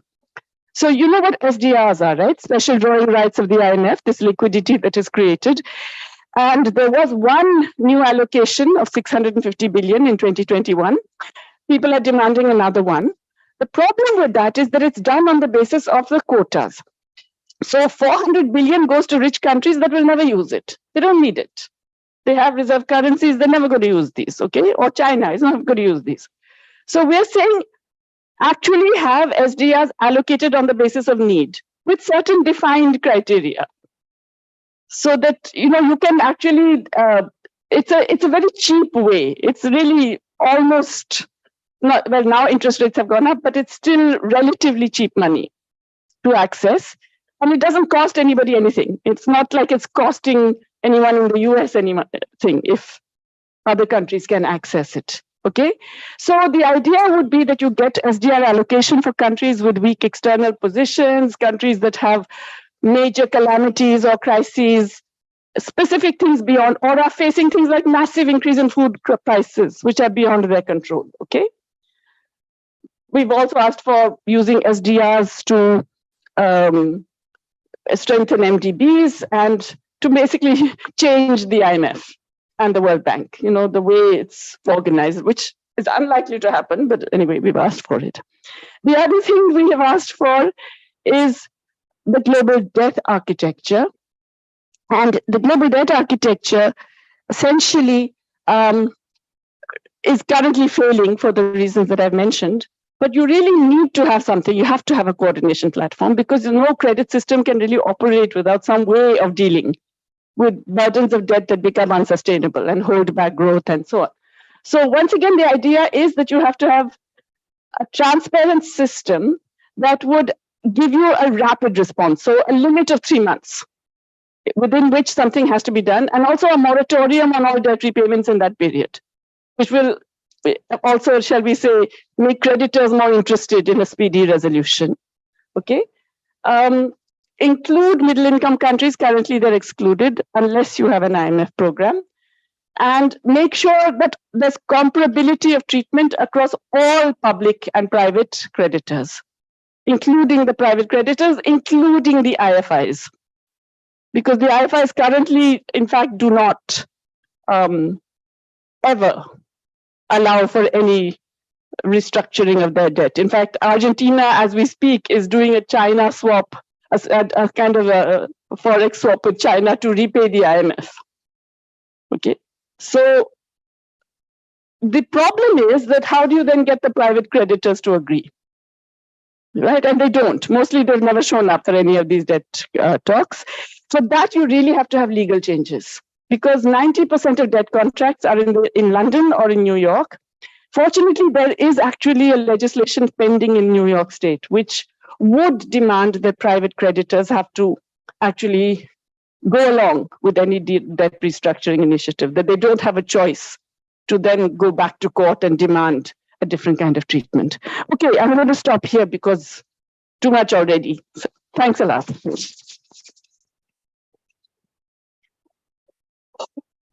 Thank you so much, Jayati, for this very wonderful lecture and for setting the ball rolling. You're ready to take questions. Yeah, so she's ready to take questions, both from audience here and online. So whoever would like to ask a question, please raise your hands and then I'll call names and then we'll go one by one. Okay, so let's start with audience online. Manuel, please.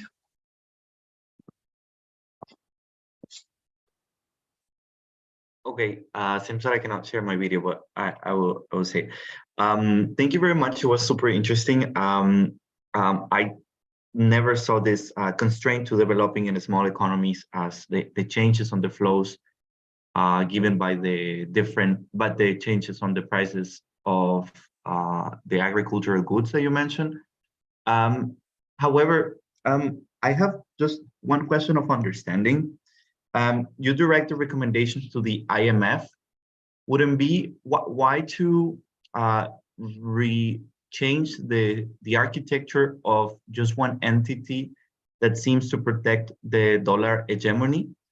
It wouldn't be more like suitable for the financial system to actually have competing international institutions in the sense of facilitating in a competitive way credits to small and open economies, or to make a debt relief, instead of trying to reform, for my understanding, a crude institution that has worked to reinforce dollar hegemony? That's my question.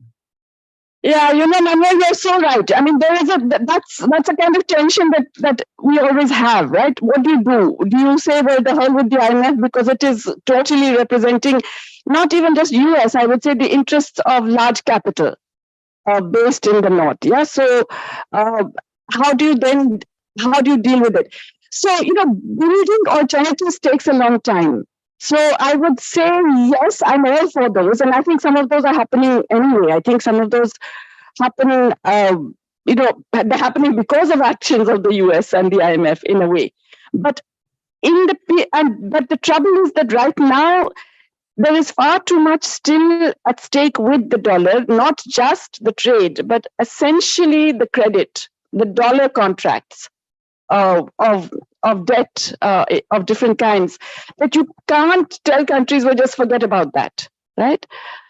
So we have to think of a way of dealing with it that, shall we say, reduces the pain. This is not a revolutionary proposal, as you can see. On the other hand, when you think about it, one of the people that had to sign on to this was the Singapore senior minister, and Singapore is a tax haven and a financial center. So getting him to sign on to something like this was already, a challenge. Would it? See, I think even this, unfortunately, I don't think it has much chance of succeeding, simply because, vested interests and empire will not allow all that to happen. But if you don't think of a way of debt resolution and of financial safety nets, of things which already exist, I mean, SDRs are such low-hanging fruit. They're so easy to do.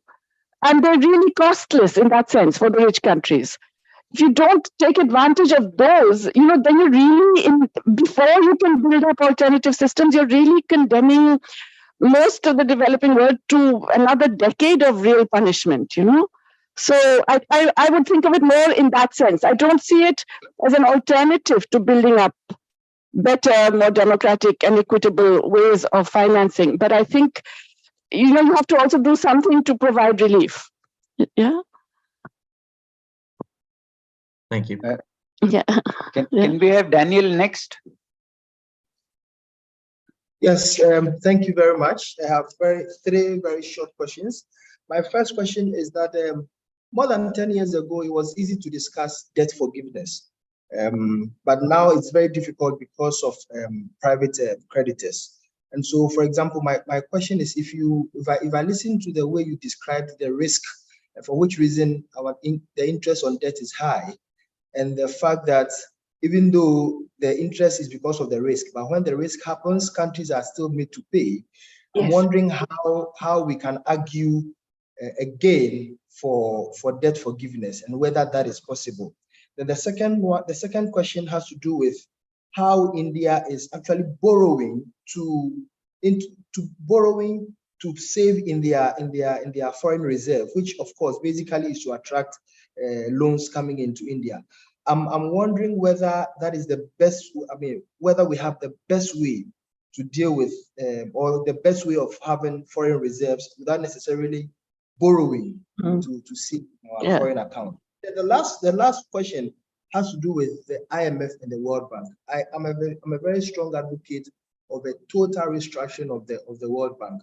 But you mentioned that the governance. I don't know whether the governance of the World Bank that you are proposing, the restructuring of the governance of the World Bank you're proposing, takes into account how trade is organized in the world, especially in Africa, where in the next few years, almost every trade would border on the natural resources in Africa, and whether, especially within the energy transition, the just transition, and the demand for rare earth metals, we are in the position to ensure that trade benefits Africa. Yeah. Thank you. Yeah, very, very good questions, Daniel. So, on the first one, I would really say that, I think more and more the evidence is that you really have to have debtors coming together. At the moment, it's all creditors coming together and picking on individual debtors. And really, there is a very strong case for debtors coming together and trying to get better terms. Because, individually, you don't count. You're too irrelevant. You're not systemically important. We have seen that when the US or Europe thinks that something is systemically important, they are very quick to respond, right? Silicon Valley Bank done within a week, this massive bailout. Credit Suisse in Switzerland done over a weekend. Yeah, so when they think that something large is at stake, they work quickly. So you have to make yourselves large enough, and you can't do it unless you combine. So I really believe that there's a very strong case for debtors to get together and coordinate action. In terms of the principle of repayment, of all people, the colonial government in India had a criterion. When they had these debt commissions, periodically we had debt crises in England, etc. So they had a principle that your repayments could not exceed your principal, which is to say you repay the principal plus 100%. And after that, you're done. You do not have to pay more. In Sri Lanka, that would mean that most of the private bondholders would have been repaid already, for example. That's already a very generous deal for creditors. But even that generous deal, we are doing beyond that right now in the debt restructuring. The second question, is this the best way to build up foreign exchange reserves for India? No, it's the worst way. It's absolutely a stupid and disastrous thing to do. So yeah, I completely agree with you on that. On the World Bank, so here's the thing about the World Bank. Yeah, so these institutions exist. If you look at them on paper, they seem all right. You know what I mean? The original articles of agreement and so on. It's just that the way power has played out globally, it has ended up that they are very much supportive of particular kinds of agenda and interests. So some of it has to do with governance. for sure. I mean, the huge control exercised by the US and Europe, which is way beyond anything justified by either share of global economy or anything at the moment. But it also has to do with ideology, right? And so, I have to confess that when all that discussion about how to restructure and reform the World Bank and the IMF was happening, I was thinking, well, the one thing to begin with is a neutron bomb, right? So you keep the building, but you have a whole different bunch of people in there who have a different approach to lending and what it will do. So it's this reforming the institutions is without recognizing the power imbalances that have created them and made them function the way they are. It can only go so far. So yeah, I take that point that it's not necessarily anything that's going to really change very much if the basic thrust of the agenda doesn't change. And we know that just having an Indian there or a Chinese there or a person from Zimbabwe there doesn't make that much difference. If it's really whose interests they represent. And if they're representing the interests of the elite, even in their own countries, then it's not necessarily the best option either. So that's a whole other different political economy problem. Yeah. Thank you. There's one more online, Emilia Milon. Is there somebody here who would like to ask a question? I just want to have a sense so that we... In the back, I can see in the back. Yeah, and then just to manage time. Yeah. So let's finish with Emilia and then we'll come here. Okay, we have three questions here. Yeah. We'll finish with Emilia, please. Hi, thank you for the exposition.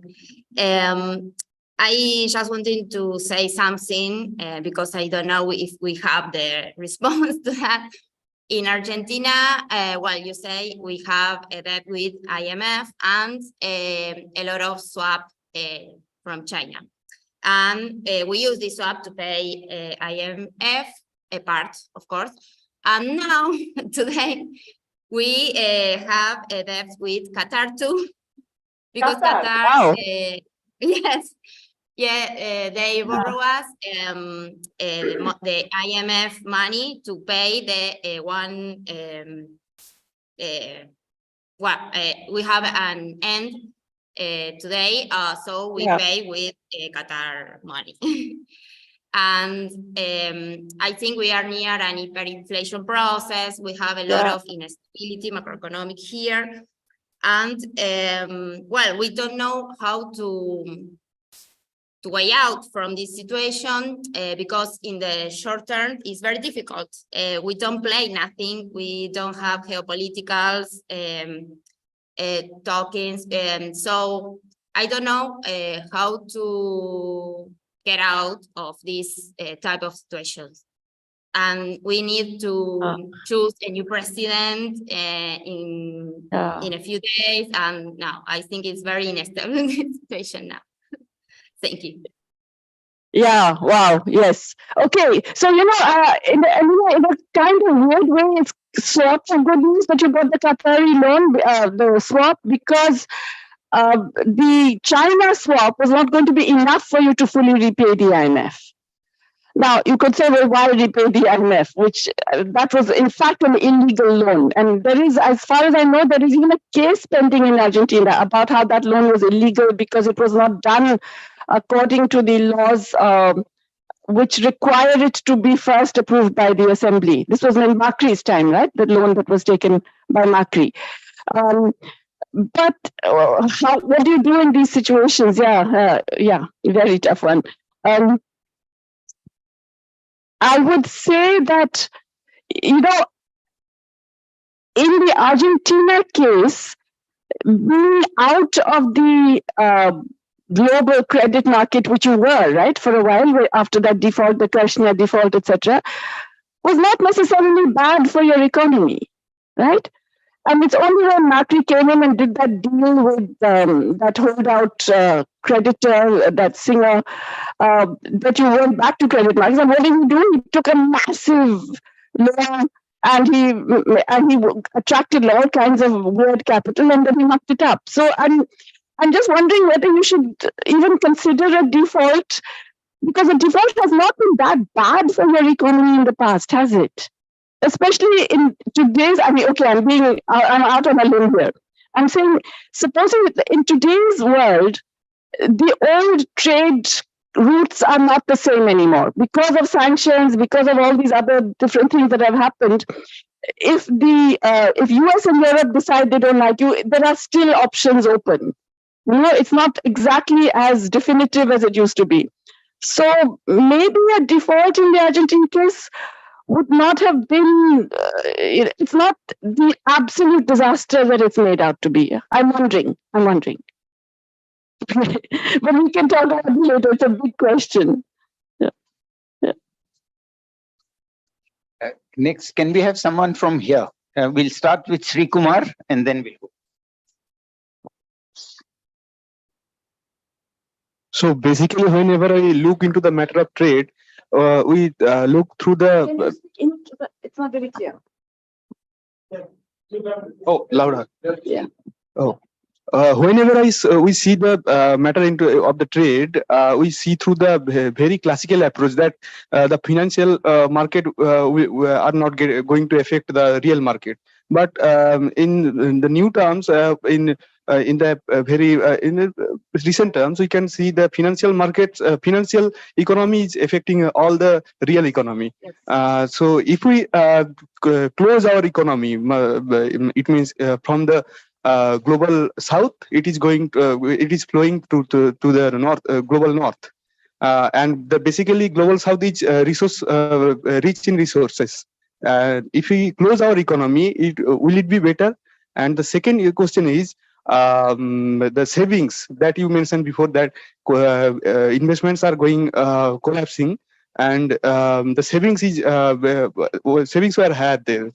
The savings, somehow those savings are going in the international market out of the economy. That's all. Yeah, I don't believe we have to close our economy to trade. In any case, we can't, right? But we can certainly manage trade better. Not necessarily in the way it's being managed right now, right? Where suddenly you announce that no more laptop imports and so on. But but it's possible definitely to manage trade. Finance, yes, I'm all for financial deglobalization. I mean, let finance be national, as Keynes said. There's really no huge benefit in opening financial markets. Yeah. So yeah. Thank you. Next, David. Ma'am, yes. Yeah. Assuming away questions of power, hegemony, and all of that, what is your opinion? What is your opinion on proposals like a global currency like the Bancor, like Keynes had proposed? Yeah, so there are people, I mean, Jose Antonio Campo is a big advocate of SDRs as a global unit that could eventually become a currency. I think in Latin America, they're also now trying to develop a new currency in the region and so on. I go with Kindleberger on this. Kindleberger says money is about power, international money is about international power. And unfortunately, that is the reality, because, what is money after all? It's what we put in our heads, right? We give it a value. It doesn't exist outside the value we give it. And the value we give it depends on our perceptions of that, the issuer of that currency's relative power, which could be control over resources, it could be control over something military, it could be various things. But the point is, it's that power which gives it that strength for everybody else to agree with you that, yes, that currency is okay, I will take money from that issuer. So a global unit can be done technically. Would it reflect in terms of actual use, or would people anyway say, well, okay, fine, there is this SDR, but I'll keep my money in dollars? You know what I mean? There's an issue about trust, and which is absolutely critical for money. So that would be my concern about it. Yeah. I think technically it's possible, but I don't know whether it's possible in political economy terms. Yeah. In the back again. Yeah. Thank you for the lecture, ma'am. Actually, something that just came to my mind. So, for about the past 10 years, Russia, ever since the succession of Crimea into Russia, and especially the last year, they have been excluded completely from this financial architecture. They've been sanctioned for almost 10 years, and now almost completely they can't trade with the most of the America and almost all the NATO allies and so on. And yet they are, I mean, we don't hear of some massive collapse in the domestic economy. Doing very well. So, meaning doesn't that show in like reality that it is possible to exist? That's what I was saying. You see that in the past you would say like a default, you'll be sanctioned, you won't be able to access any markets and so on. Everything's changed now. And I mean, Europe, which sanctioned Russia, has been importing oil from Russia indirectly through Mr. Ambani and so on. But the point is, everybody gets around these things, and there are more and more of these things happening. And it's not now just Russia. It is the fact that now, because of all these new sanctions against China, there will be other routes being developed. So, yeah, I think definitely it's a very different world now.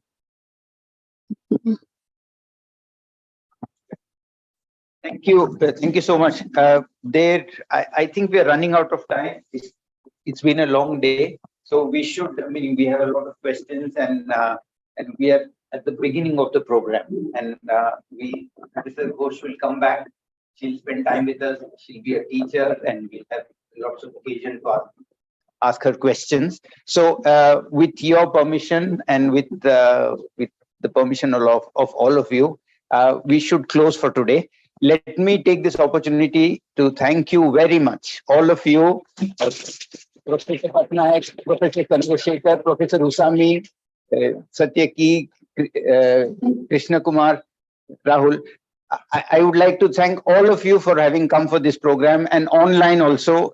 We have Chirasri. I'm sorry, I'm not taking names there. Surajit, thank you so much for coming. It was a wonderful occasion for you. I'm sure you agree with me. The previous batch, the new batch, the teachers, all of us. It has been a wonderful occasion. So look forward to this year, the second year of the program. Thank you very much, and good night.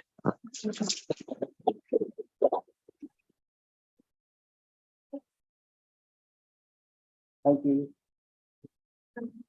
Thank you. Bye-bye. Bye. Thank you. Thank you. Thank you. Bye.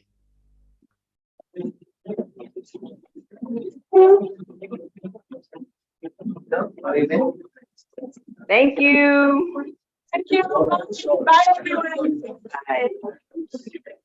Bye. Bye. Bye. Bye. Bye. God, I have to sleep now.